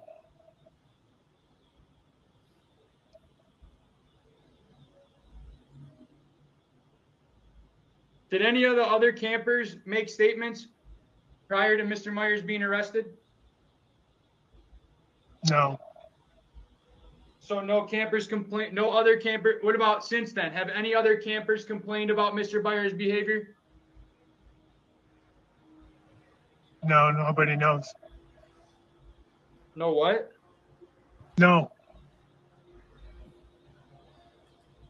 So as far as we stand here, your testimony is the only testimony to support your side of the story, or your testimony. You know, you have nobody to corroborate any of this. No. Yes. Yes. What? You do have people or not? No, I answered your question. You see this? That it's my statement. Come on, Doug. Come on, Doug. Come on, Doug. What are you talking about? Just answer the question. What's a reasonable amount of time for one individual to pack up 2 tents, a kitchen, and 2 bikes into the back of a pickup truck? 15 minutes. 15 minutes? So you believe it in 15 minutes somebody can take down 2 tents, bro, and load up their kitchen and 2 bikes into the back of a truck? In a camper, and I know it take long. Yeah. 15 minutes. And that is based on what? Just what I see on a regular basis, and you don't see no. I can upload my fifth wheel trailer and be ready to move within 30 minutes. So. Well, so you can upload your fifth wheel within 30 minutes, but what does that got to do with what Mr. Myers asked you? I'm giving you an example. Of what? Something totally. Does a fifth wheel have to be taken down and rolled up and placed in a bag? I think you can tear down 2 tents, load up your kitchen into a back of a pickup truck in 15 minutes. That's his answer. That's his answer. And crazy as it. And your expectation was that Mr. Myers needed to move within 15 minutes? No, I had gave you over an hour or over 45 minutes to do it. And when you came back the second time, that was you coming to enforce what rule? Just to advise that you needed to move. Had you previously advised Mr. Myers that he needed to move? Yes. What was the perceived benefit of coming in and telling Mr. Myers again? To have you move. When he was already moving. Move faster. So the perceived benefit of coming back to Mr. Myers' campsite and talking about the moving again for the second time, walking past the Beware Dogs sign, putting yourself in potential harm, was to tell Mr. Myers he needed to move again? All that stuff. To remind you that you needed to move. Were you informed that Mr. Myers was in need of reminder? You hadn't moved, so I was going to remind you. In the time after you spoke to Mr. Myers the first time at the campsite and the second time, did you speak to the individual who reserved the campsite? No.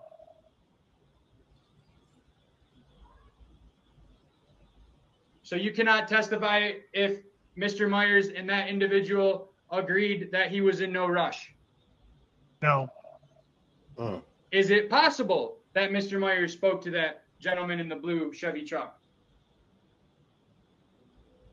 It's possible because you've already told me that you did. Yeah. Oh, now you're listening. So he do hear the questions. He know what he being asked. He just don't want to answer the questions. You see, he listening. Why was Miss Hendricks required to leave? He kind of dumb, but you know. She was accompanied with you. Is that a violation of any of the rules of the campground? No. Yeah. Is guilt by association a crime in New Mexico? Why you laughing, Doug? I don't know. Is guilt by association a crime in under federal law? I don't know. Which camp rule did Miss Hendricks violate? She didn't. So why was she forced to leave? Because she was with you in the vehicle. Wow. And if she would have stayed, you would have stayed. And I didn't want you there because your aggression and your threatening of me. And I just didn't want you in the Not campground. working, Doug. Did Miss Hendricks have a First Amendment right to be at Hopewell Lake Campground? I don't know. That's not. Did Miss Hendricks receive due process prior being told to leave? I don't know. Did you give Miss Hendricks due process prior to making her leave? I didn't make her leave. Who did? The police officer. Was it under your direction? Now you're trying to throw it off on the police officer. Most likely, it was tied in with you. Yep. There you go. Yes. So she was required to leave because she was with me. Go on and say it, Doug. Did Miss Hendricks attempt to use her America the Beautiful pass? I do not recall ever seeing one. Did you tell Miss Hendricks that that pass is not valid here? I do not recall ever seeing one. What did Mr. Myers come up to your truck and say when you told Miss Hendricks her America the Beautiful pass was not valid? And this the host. I don't recall. Bro. All right, we'll play the video. Man. Unbelievable. You thought Marino was bad. The host is just as bad.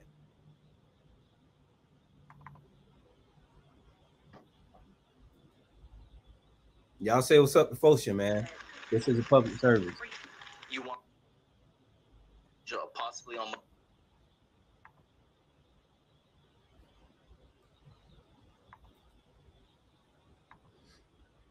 Man.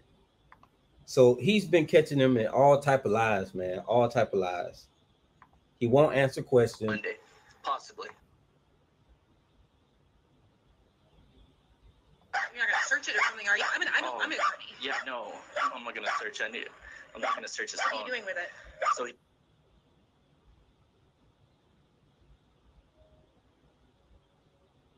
Mr. Myers, you're still sharing the some statutes, so we're not seeing the video yet. My bad. I feel you. I gotta. Did you tell him to leave at any point? Yes. Yeah, man. I gotta like switch the screen that's shared. Hold on 1 second. Doug is getting all right. Share.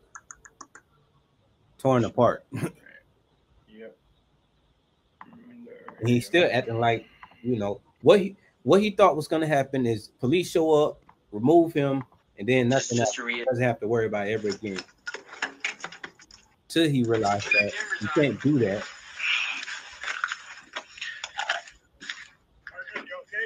Yeah. Yeah. You're gonna have to answer. You're gonna have to answer. So did you tell him to leave at any? He got 4 charges. Mr. Downey, why did you apologize to Mr. Moreno there?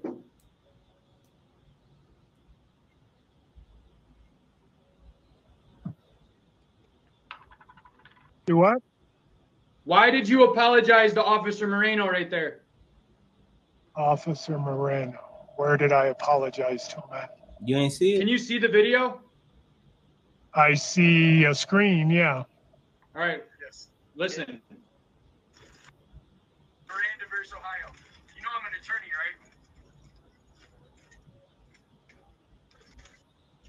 right? You called an attorney? I can't believe Doug, man. Excuse me? No, that's the video. That's me in the back seat telling Moreno that I am an attorney.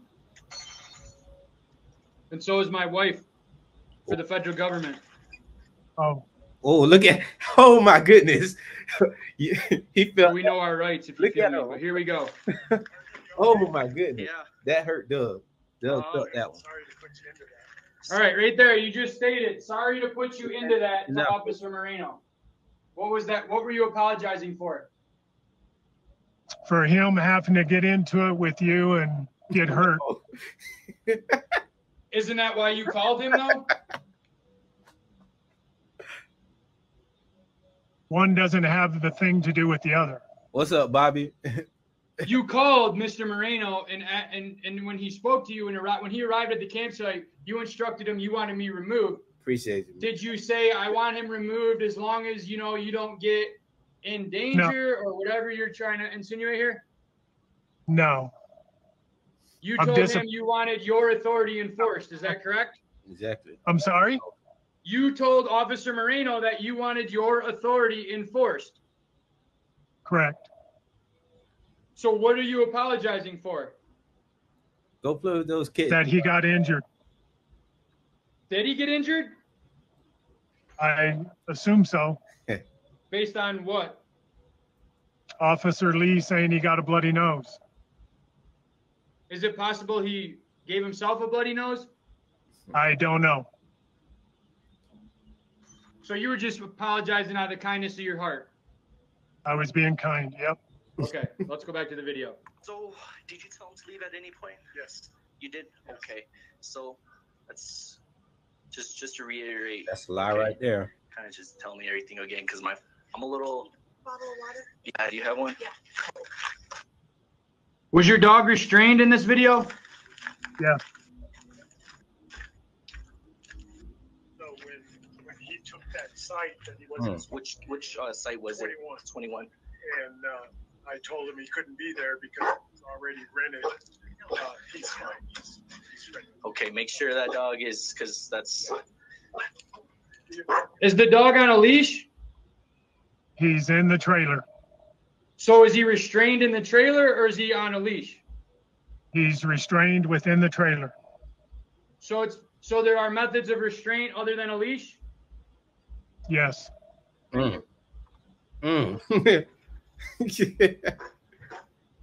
Dang.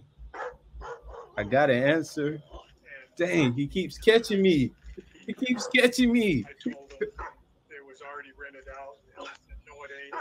That they left. I said, sir. Sounds like that dog is barking aggressively. I showed him it was they checked in this morning. They're just doing what dogs and they were leaving the 6th. And I said, pack up and move.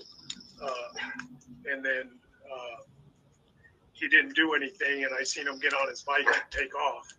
So I just came back over here for a while, and then I went back over. Did Mr. Myers mention anything about his bike prior to you seeing him leave on his bike? Not that I recall. So Mr. Myers didn't say that if you want me to hurry up, I'm gonna have to go catch up to my girlfriend on the Continental Divide Trail because she just went on a day hike? I didn't. But I told you that she was on the hike, right? You said she was on a hike. So did I just say she's on a hike, or did I say that my wife's on a hike and it's not going to be super quick and I need to wait till she get back to fully pack this up so we can see where we're going to move to? That's very. I don't recall. Oh, you don't remember?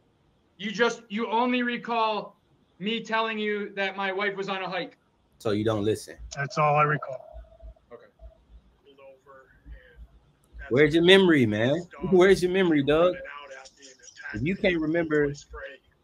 Did you just say that my dog attacked you? I'm sorry? Did you just state on camera right there that my dog attacked you? It came at me like it was going to attack me, yes. Just as I've said several times. So verbally, we heard the dog attacked me, but you're saying that. So you're saying audibly, the audible testimony available to all our ears is not consistent with what you actually meant. As I've said before, the dog come running at me. Goodness. I felt like it was going to attack me, and I pulled my spray. All right, let's back this up a second. We're going to see if you said if you felt like it was going to attack you or it attacked you. Oh. Okay. Yeah, Doug. Here we go. Yeah, Doug. I told him it was already rented out. And he said, no, it ain't. And they left. And I said, sir, here. I took it off the post and showed them it was they checked in this morning and they were leaving the 6th. And I said, pack up and move. And then he didn't do anything, and I seen him get on his bike and take off. So I just came back over here for a while, and then I went back over and I pulled over, and that's when his dog came running out at me and attacked me, and I pulled my spray. He didn't say And, he said he attacked him. The dog attacked you and you pulled out your spray. Uh-oh. it's Uh-oh. yes, That's what you said. it's a figure of speech. No.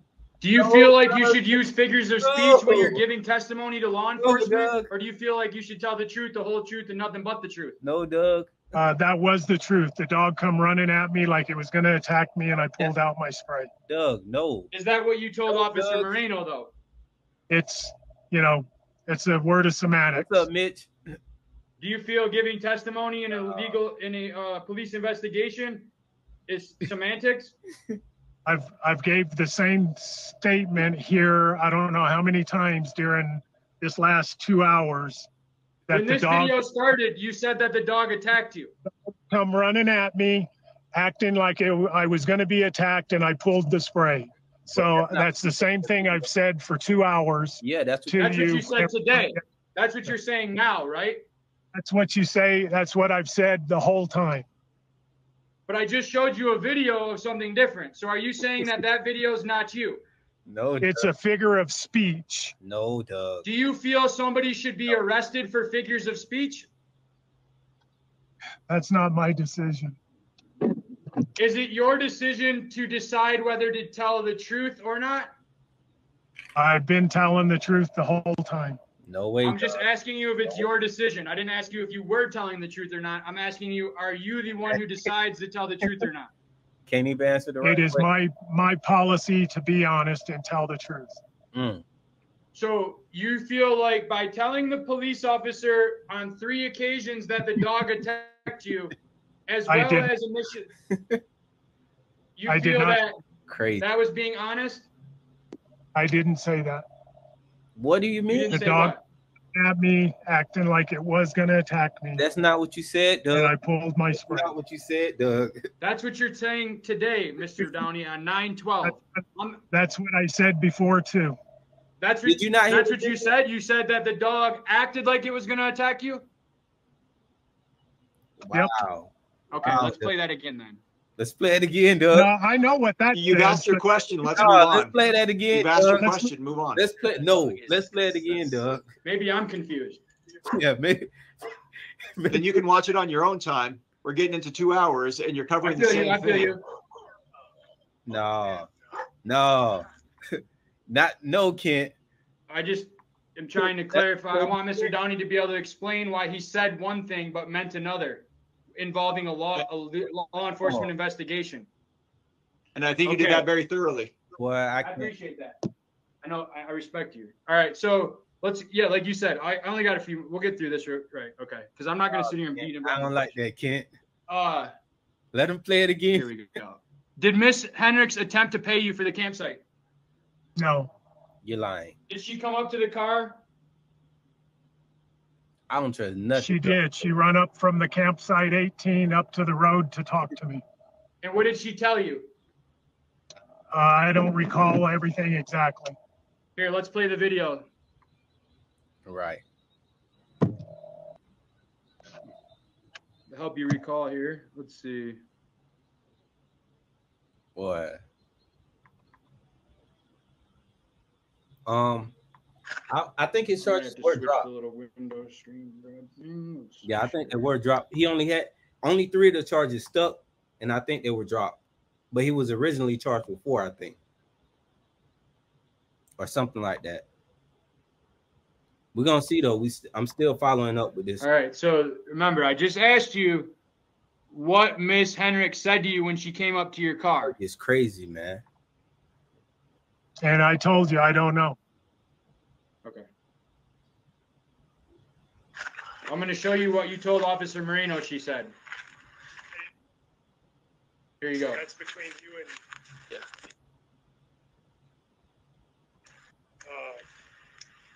told me I'm going to learn about the First Amendment and all these amendments, and I just don't need that anymore. Okay. Did he pay for the night? No, he hasn't paid nothing. And I asked him, I said, You need to leave. You didn't mention With your aggression, it's not going to work out here. Okay. And his girlfriend started crying. Well, I can stay because I wasn't part of that. That's between you and but he needs to leave. What is he wearing? He's wearing a T-shirt that says "Public Landowner" and shorts. Okay. He's in site 18. So let me just reiterate what you told me. So let's get to the part where this is the you said pit mix. I don't know. Yeah, it's both of them. I'm guessing both of he's them. not wanted, or I will. So cardboard stuck. Yeah, sure. let me go back to that other video. I apologize. That at the conclusion of that other video in front of your camper is when you say that she came up to the car and I came up and told you that you're gonna learn about your rights today. Yeah, he's thorough, like which you are.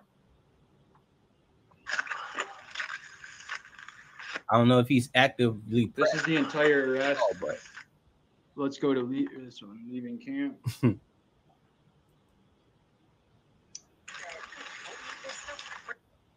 Right here, back to in front of your dog. He was an attorney. Right Oh, he got tight in the neck. And they were leaving the 6th. And I said, pack up and move. And then here we go. he didn't do anything, and I seen him get on his bike and take off. What'd he say? So I just came back over here for a while, and then I went back over, and I pulled over. Listen up. That's when his dog came running out at me and attacked me, and I pulled my He did what? spray. And the dog ran out and got the did dog what? and took it back, and then he jumped in my face, telling me to get the Now fuck he out jumped of in your there. face. That's his property. And Lie after lie after I lie. don't have to leave. And I said, you don't need to be vulgar, and you need to back up and get out. And then I went around to check in some other campers, Why you and they picking were on there in with 18. And she come over. I was talking to some other campers. She came over when I got in the truck and goes, well, I'm going to stay here. And I said, no, y'all need to pack up and leave because his aggression people here from towards yesterday gonna me get this one. is unacceptable, and you all need to pack up and leave. And he goes, well, then he come barging over. He come running over. Well, you're going to learn the amendments this week and talking all kinds of crap, you know. So you did tell him he needs to Yes, leave. I Okay, said- how long ago was? Yeah, man. Right before I called you guys, I guess. It took you about Let's 40 see. minutes to get Okay. It's about 1:45 maybe. Mhm. And then I called you guys, and you were here, 40 minutes. So, He said that's a figure of speech. but I told him he needed to That's a leave. figure of speech. His When, aggression. when you're talking to law enforcement, it's a figure of speech. Somebody got 4. Okay. All right. No, that's all I need. So at that moment, you told Officer Moreno that she came up to your car and said that she's going to stay here, right? Okay. Did she come up to you and say, here's my money, we're staying right here, we're not going anywhere? No. So why did you call the police then? You're being aggressive. You're being aggressive. I'm sorry? You said that you did not call the police until after the encounter involving the pepper spray. And that you came around after we moved to Site 18, you drove around in your truck, and my wife approached your truck as you were passing Site 18 and came up to you with her America the Beautiful pass and the money and said, we're staying right here. You can take our money or we're not. It doesn't matter. We're not leaving. No, that's, I had already contacted 911. Okay. And when she came around, when she came up there, I never seen a pass, and she never handed me any money. Was I to pay recording for with myself? Was I recording with my cell phone? Did you testify that I came up to you and said that you're going to learn about my amendment, your amendments this week? You did? What were you doing at that time as I came up to you? I was driving away From what? from talking to the young lady. The young lady being my wife? If that's your wife, yes.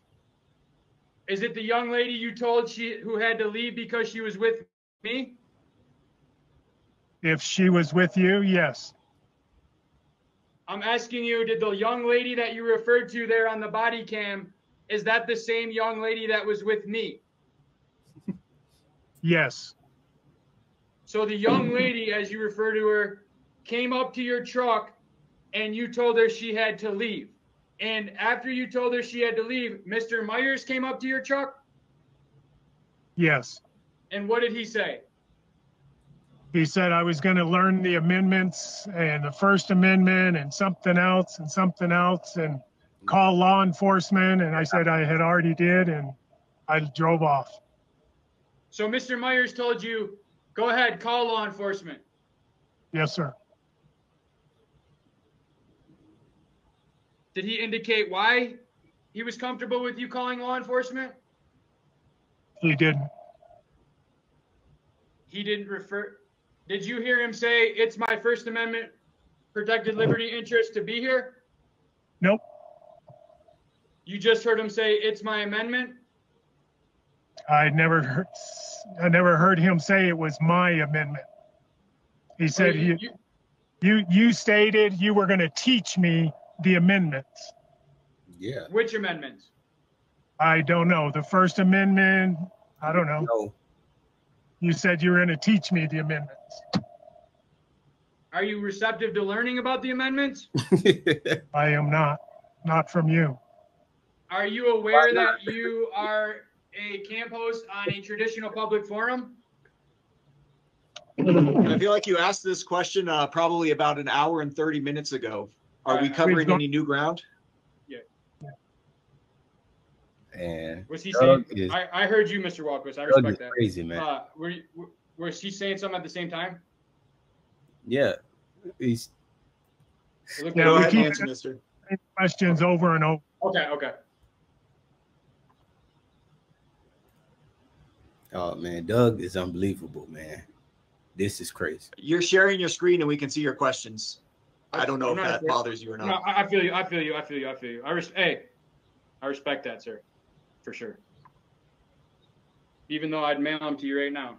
But since this incident, has anybody came and explained to you if Mr. Myers is allowed to be at Hopewell Lake Campground or not? No, other than the letter that was sent and stating that you are not allowed on any of the campgrounds that are managed by Recreation Resource Management. And what letter was that? The one Tom Raddick sent to you. Just admit you wrong, man. Raddick? Dang. Yeah. Why it's so hard for people to just say, hey, you should mention that. Man. I messed up that time. We're going to read that. But now you in some shit because you done got charges put on somebody.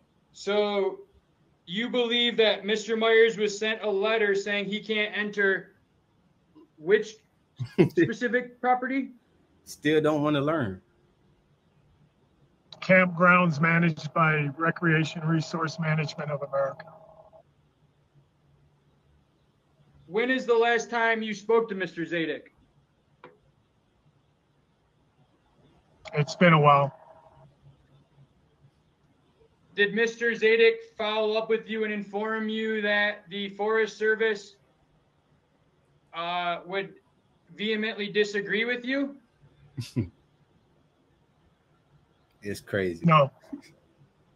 So do you believe that Recreation Resource Management of America has the authority under federal law to revoke someone's First Amendment protected liberty interest to enter a traditional public forum? That's out of my realm. Show your face. So you believe that Mr. Zadek can send someone a letter and that means they're not allowed to enter Hopewell Lake Campground?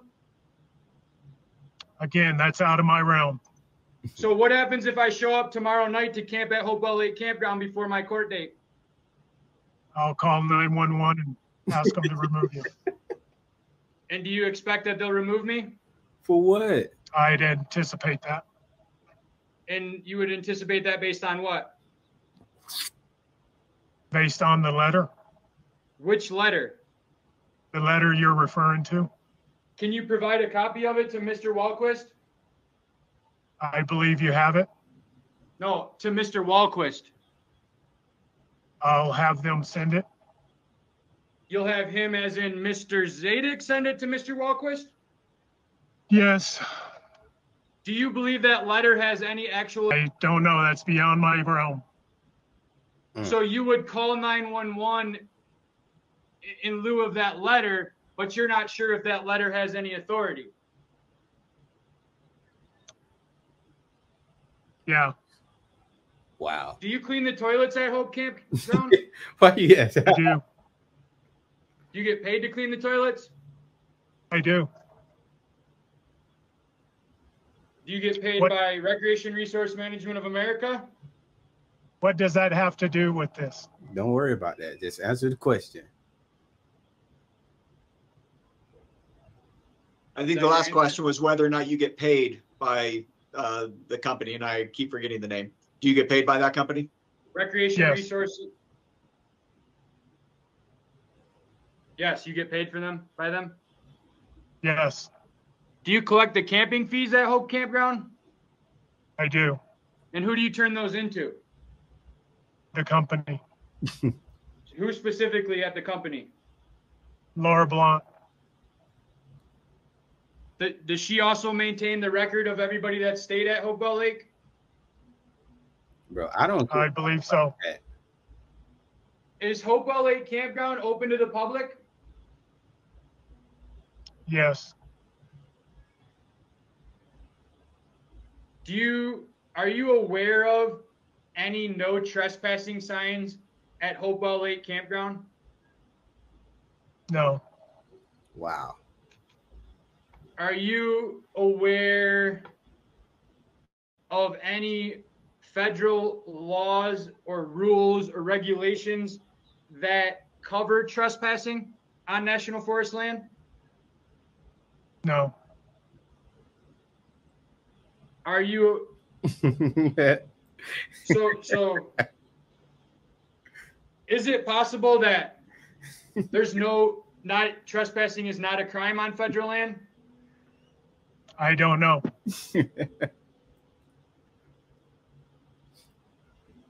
Can you confirm that Mr. Myers moved from the initially reserved site to another site?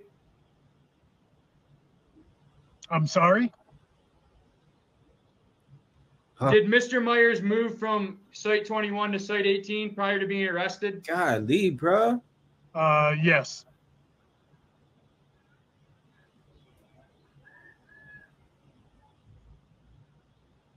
Do you know what Article 2, Section 10 of the New Mexico Constitution is? No.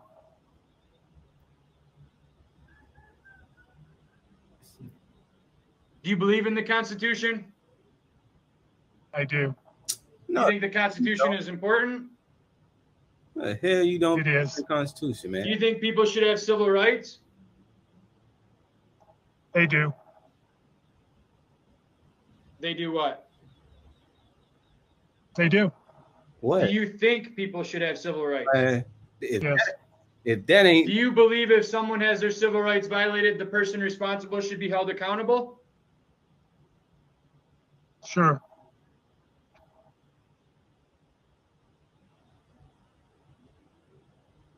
Are you familiar with U.S. 42, Section 1983 of the U.S. Constitution? No.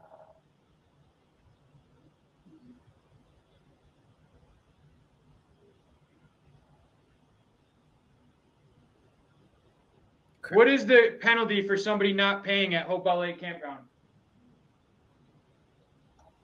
I would contact the police and it would be reported as a theft. Is that and is that a policy that you've been told, or is it, because I'm going to pull up the policy, so I'm wondering what policy you're referring to. I don't know what policy it is, but it would be considered a theft from the government, I'm sure. Are you sure, or would you rather just say you're not sure? So I don't know. I don't know the law. So you don't know the law, Do you know if Mr. Myers broke the law? When you threaten me and aggressively come after me. We're talking about not paying, sir. It's crazy, man. You allege that Mr. Myers refused to pay. No, I didn't allege that. Yes, you did. Yes, you did, Doug. I didn't allege that. Yes, you did, Doug. You did not tell law enforcement? Did you tell law enforcement? I asked. Stop. I asked you to leave the campground, and at that point, you were not required to pay. Oh my goodness, Doug. Did you tell Officer Moreno that Mr. Myers did not pay? Yes, because he asked if you had paid, and I said no. Okay. Did you say no, he didn't pay because I wouldn't take his money, or no, you know, or did you just say no? I just said no. Okay. So here we're going to look at my screen. We got some more footage. And Doug, we're going to look at the penalty for not paying for a campsite. Doug just going to double down on everything. Can you see that? I don't care if you caught me on video. Sure. Yes, we can see it. It looks like you're scrolling through a bunch of statutes. Yep, recreation fees. Failure to pay a fee is prohibited, notwithstanding 18 U.S.C. 3571, subsection E. The fine is imposed for the first offense of not payment shall not exceed $100. Can you tell me where that says that you're charged with theft? Pay attention, Doug. I don't know what you're asking. Because you're not paying attention, Doug. You had answers.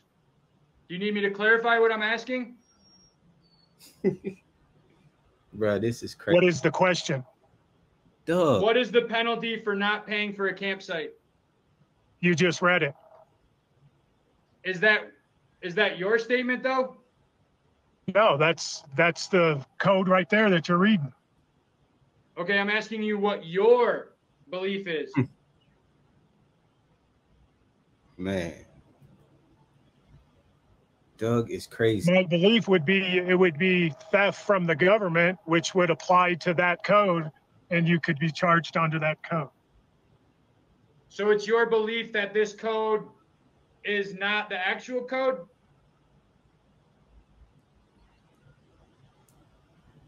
That's the code. If that's the code written, that's the code. This is right off the .gov website. Okay. So what are you asking? I asked you what you believe the penalty is for not paying, but you've given that. You've said it was not, you believed it was theft.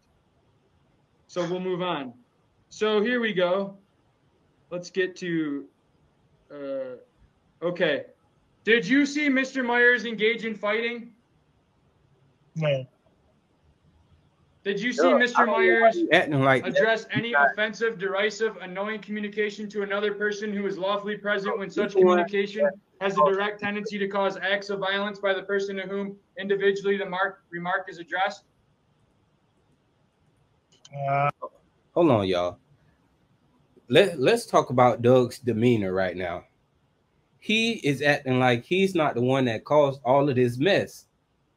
He's the reason he's in the situation he's in right now. And he seems very frustrated about it, that he's being questioned about the, you know, the lies that he's told in the turmoil that he's caused in Lane Myers' life. He's giving off the demeanor like, oh, I'm tired of this. You gotta ask me these questions. You're gonna question you, like, bro, you've been lying. He's showing you videos of you lying. Now you saying, oh, it's a fit. When I said that, it was a figure of speech. And oh, I didn't say that, but you just said that earlier. And bro, this is why I know that we have to record and have an objective record, because we got people like Doug who won't be honest. People just, you know, he won't be honest. He's not gonna tell the truth. Could you imagine if Lane Myers didn't have any other footage or anything? Doug would just be oh my goodness, people like that, man, it's just gross, man, gross. Slime. I don't know what you're talking about. Just admit to doing wrong. I just read it to you word for word. Yeah. Do you want me to read it again? You asked me a question. Yes. Did you observe Mr. Myers using any offensive, derisive, annoying communication to any other person who is lawfully present when such communication has a direct tendency to cause acts of violence by the person to whom individually the remark is addressed?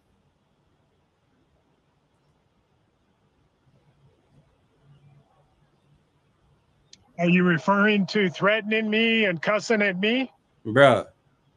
Threatening, cussing. I'm asking you, did you observe Mr. Myers exhibit any of those behaviors? If that is intended to mean you were cussing at me and threatening me, yes. What? It says that, okay, so did you violently react to Mr. Myers? No, I didn't. Did you use any violence? No. Then that wouldn't apply. Because my offensive, derisive, annoying communication did not have a tendency to cause any acts of violence by you. Is that a statement or a question? He's having trouble. Thank you. All right. Next thing. Did you observe Mr. Myers exhibit or make any statements or other action directed towards inciting or producing imminent lawless action and likely to incite or produce such action?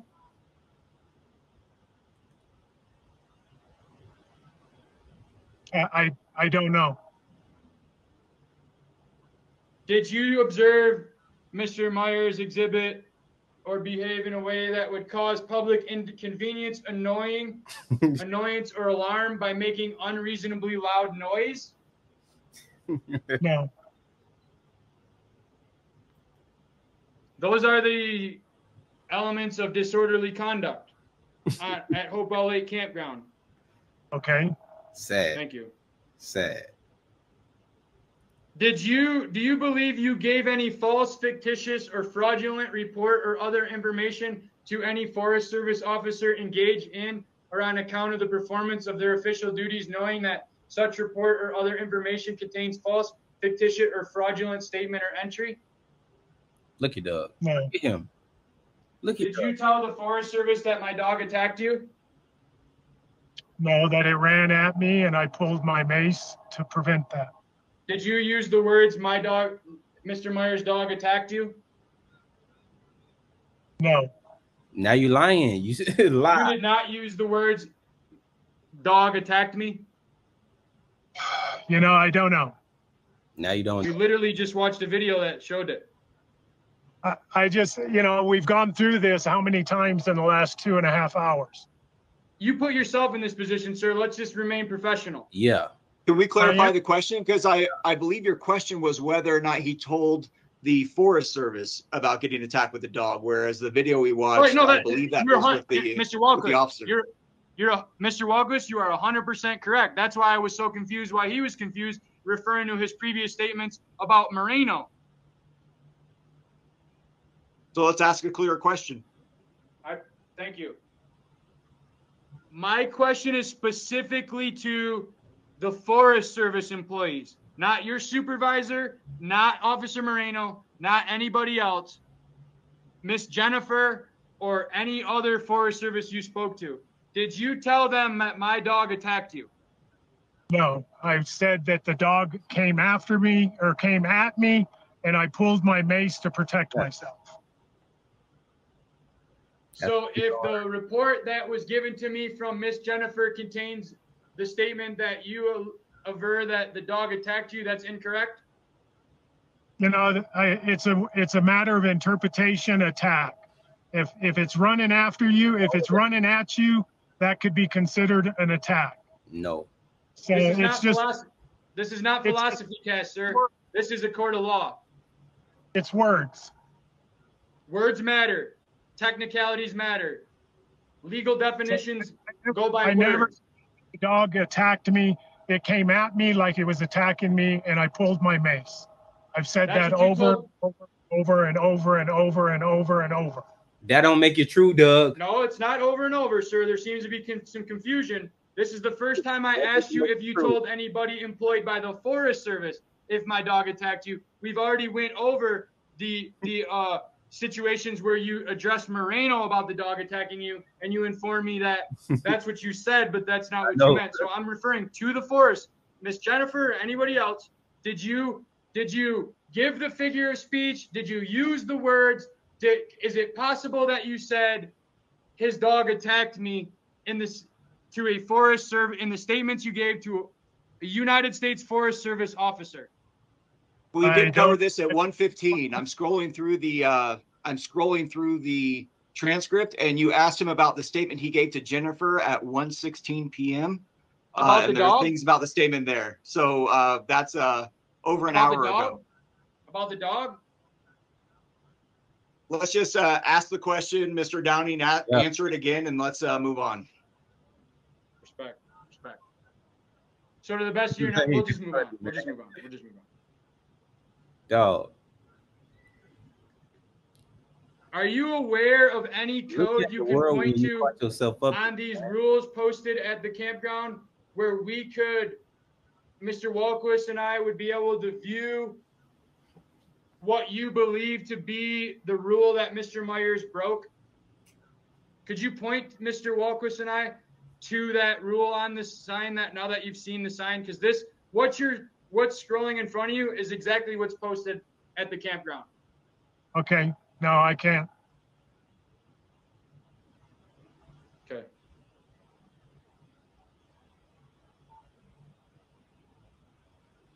I'm going to turn off that screen for a second.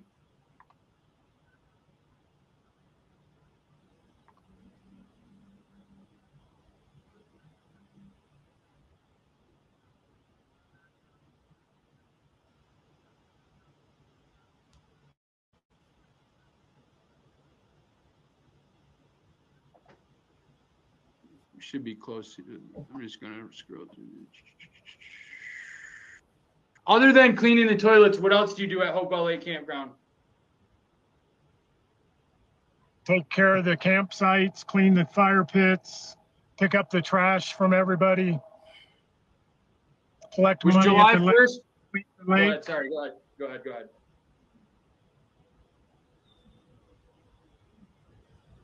Was July 1st the first time you ever met Mr. Myers? Yep. Excuse me?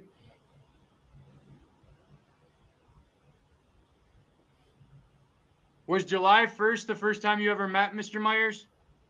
If it was July 1st, yes. To the best of your knowledge, has Mr. Myers ever been kicked out of Hopewell Lake Campground prior? I wouldn't know that. Did you attempt to verify that? No, there's no reason for me to verify that. Did you know Mr. Myers' name prior to him being arrested? No.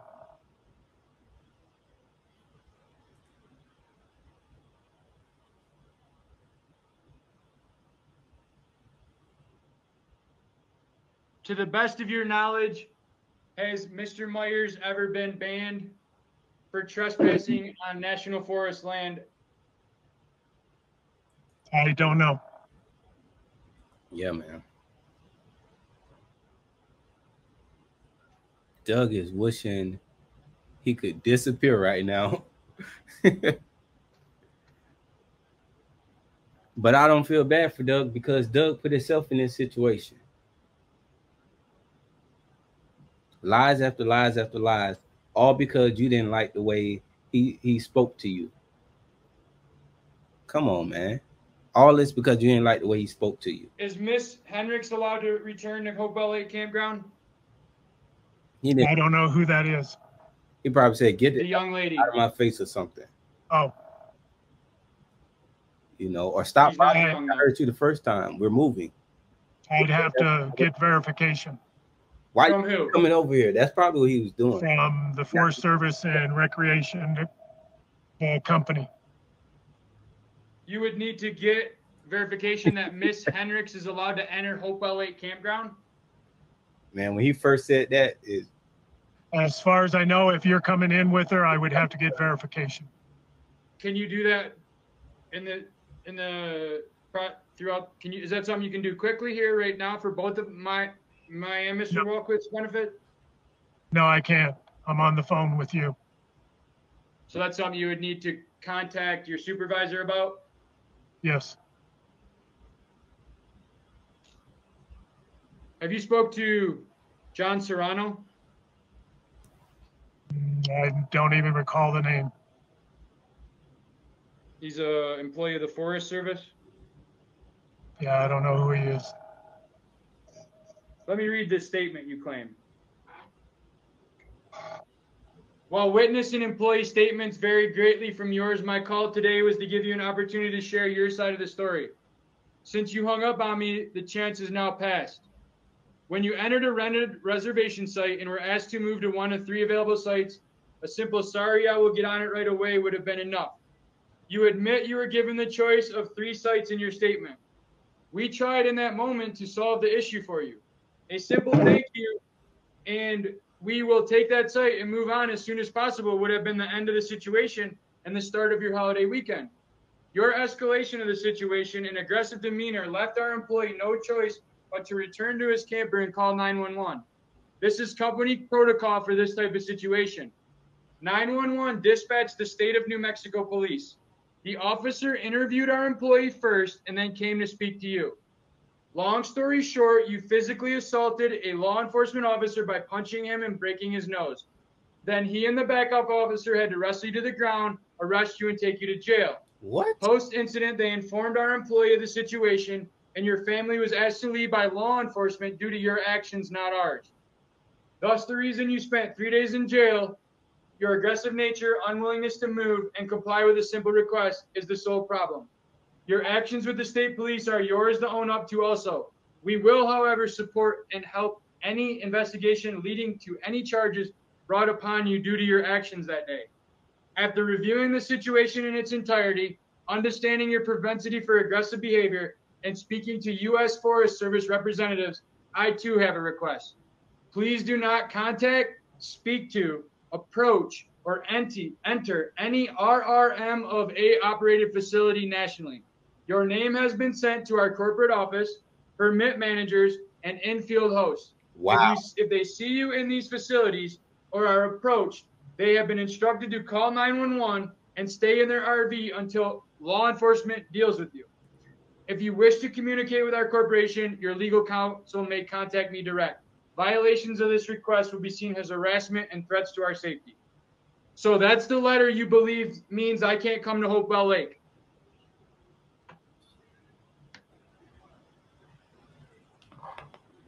Yes, as far as I know. As far as you know, that's the letter you're referring to that was sent to me. Correct. And as far as you know, the Forest Service hasn't followed up with anybody to tell them that that letter is not valid. Not that I'm aware of. Not that you're aware of. So tomorrow when I come to Hopewell Lake Campground, what can we expect? I would ask that you not do that until verification has been done. Well, you better get to verifying. Is there a statement or a question? I'm asking him what's going to happen when I show up tomorrow and exercise my First Amendment rights that with a letter in my hand from the Forest Service that says I'm allowed to be there. That's not the purpose of today's interview. Today's interview is regarding the criminal case. I feel you. I feel you. Is Mr. Myers allowed to enter Hopewell Lake Campground? I don't know. You don't know. So you don't know. All right, Mr. Walquist. That's You it. good? We're done. Yeah, that's it. All right. seen Thank what you, Mr. need to Downey. see. Pardon me? I said you've seen what you need to see. I'm gonna. Are you gonna send me that over again by email? Yeah, the same thing I did just from this morning. Yeah. Once my IT person comes back in and helps me. Yeah. All right. Okay. Are you gonna call? Is he still here? Mr. Downey, you can go ahead and hang up.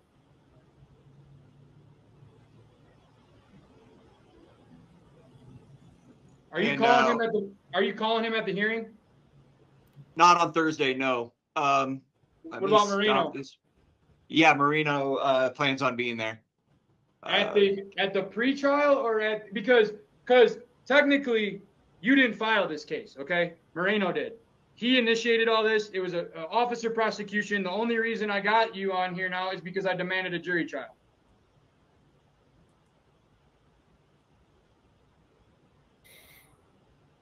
Fuck it. We're doing it live. Hold on, y'all.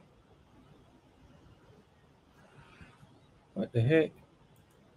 It is about one. That was the end of it. All right, y'all. So let's talk about it. You know, we got a few minutes left. You know, we've been on here for a minute. Just what are y'all final thoughts on that? Put it in the chat. What's y'all final thoughts? Y'all got any questions for me, or it's crazy?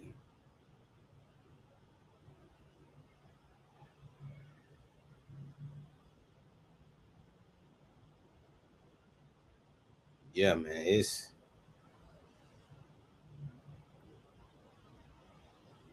no cause. Yeah, man, Doug is another story, man. I don't know what to say about Doug. Same with Marino. They just lie, exaggerate.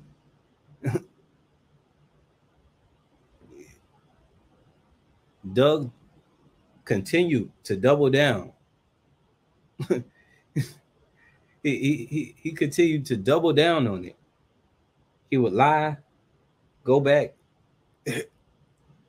Man, he heard himself on tape, then heard himself on tape, and he figured he realized he couldn't get out of that, so he switched it up and said, "Oh, that's a figure of speech." Come on, Doug. Come on, Doug. That don't work in court, man. You can't be like that's a figure. No, that's not how it goes. So what if that's a figure of speech? Then whatever threat that you say that Lane Myers used against you could be his figure of speech, right? If it's all just a figure of speech, no, it don't work like that. It don't work like that, man. Then, man, then he brought up the rules. Doug said he don't know the rules.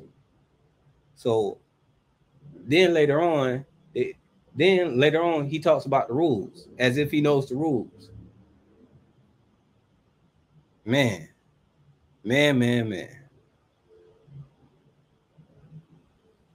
Right.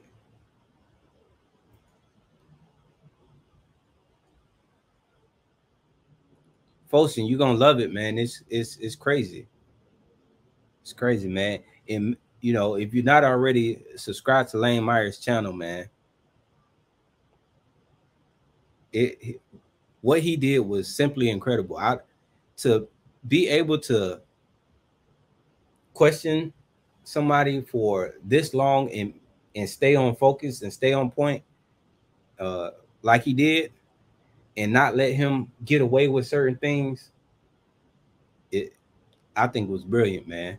And then you got Kent, you know, working against him by allowing Doug to not answer the question, but then you don't want him to ask. He wouldn't answer the question, so Lane Myers would ask the question. He would structure the question differently. Yes, it's the same question, but since he seemed like he couldn't answer or didn't want to answer the first time, let me ask this question in this way to see, to make it even more clear, You know, and that's what, like, none of the questions that Doug was asking was really confusing. You know, it was pretty, like I said, it's usually pretty yes or no questions. Now, when somebody start asking yes or no questions, and the person who is answering doesn't answer in a yes or no, I already know that that person is lying or trying to avoid uh, catching themselves up in something. And you got to wonder, well, why are they worried about catching themselves up in something? It's usually because, you know, they've been up to something that wasn't right. Just like old Doug here. Oh, you asking the questions, we're going in circles. Same thing the sergeant said at the city hall after they went in circles round and round and round and wouldn't just answer the question. Or like, it's ridiculous, man. It's ridiculous. I can't believe that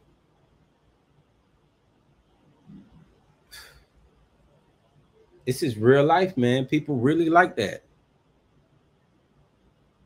Then you got the system protecting them. You know, you got Marino come out there, guns blazing, putting hands on people, tackling them to the ground, putting them under, locking up, throwing on shackles on them, and throw them in the back of a squad car and throw 4 charges on them, all based on 0 investigation. The word of somebody else. That's it. Didn't even verify the story. With the person standing next to him. There was a woman standing next to him. He didn't even ask her, like, hey, ma'am, did you see that happen? No, nothing. Just straight up, oh, that's what you said is true? Okay, let's go. You know, since when does it go like that? Since when? Unbelievable, man. Unbelievable. And difference he gave to the other attorney was excellent.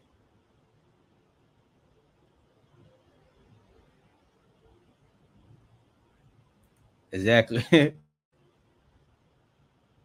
Man, that ain't gonna work in court for Doug. You know, if this goes to court, that none of that BS is gonna work for Doug or Moreno when they get to court. They could do it right now in this pre-trial, whatever. But when they get in court, nah, it's not gonna flow, because you know you need a reason for putting him in handcuffs and throwing him in jail. You need a reason for that. And based on this 911 call that Doug put in saying, oh, he was threatening and this and I want him gone. You never said he broke the law. You never said he put hands on you. You did say the dog attacked you. Then now you're trying to say the dog never attacked you. It was gonna attack you. It was just figure of speech when that happened. But that's not what you told. That's not what you told Marino when it happened. Also, you told Marino that they didn't try to pay for their space. You tried to throw that. You tried to make it seem like, oh, they didn't want to pay for their space either. So that was another reason. Then we figure out, oh, well, they did try to pay you. And then you're saying, oh, Doug said Lane Myers said all this stuff to him. Then when Lane Myers asked him, well, what was said? You know, what did I say to you? Or, well, then Doug said, well, you didn't really say much other than such. Well, that's not Doug. That's not what you said earlier. So I find it to play all of this in front of a judge, and like this seems like a slam dunk for Lane Myers, like a real slam dunk. I don't see this going any other way, unless the judge is just corrupt and, you know, slow. Exactly, playing games with people's lives. But there's money incentive for the system too. Yep. Yeah, man. Renetta, I'm trying to tell you, he was just like Marino. Exactly.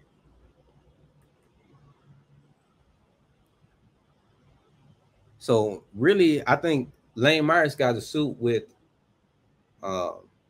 this park, and he has a suit with the police department.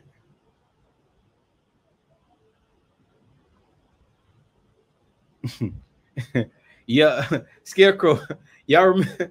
I remember as soon as he said that, you know, his energy switched up. He tried to play it off, you know, later. I think, you know, he tried to play it off later and tried to really think about his answers to his questions at that point, but it was too late. You already in the fire, man. You know, this, we're gonna keep following this up, man. See and see what's going on. But yeah, it's been a minute. We've been on here for a few hours, so I go ahead and say, you know, head out. And I appreciate y'all for being here with me and, you know, watching this madness, man. This is crazy. But yeah, I catch y'all next time. Like I said, we're gonna be doing this more often. And yeah, AWB, I'm out. I appreciate y'all. Catch y'all on the next one. Oh yeah, and I'm gonna be getting finding a schedule that works so y'all can expect me at a certain time, you know. But we're gonna work on that.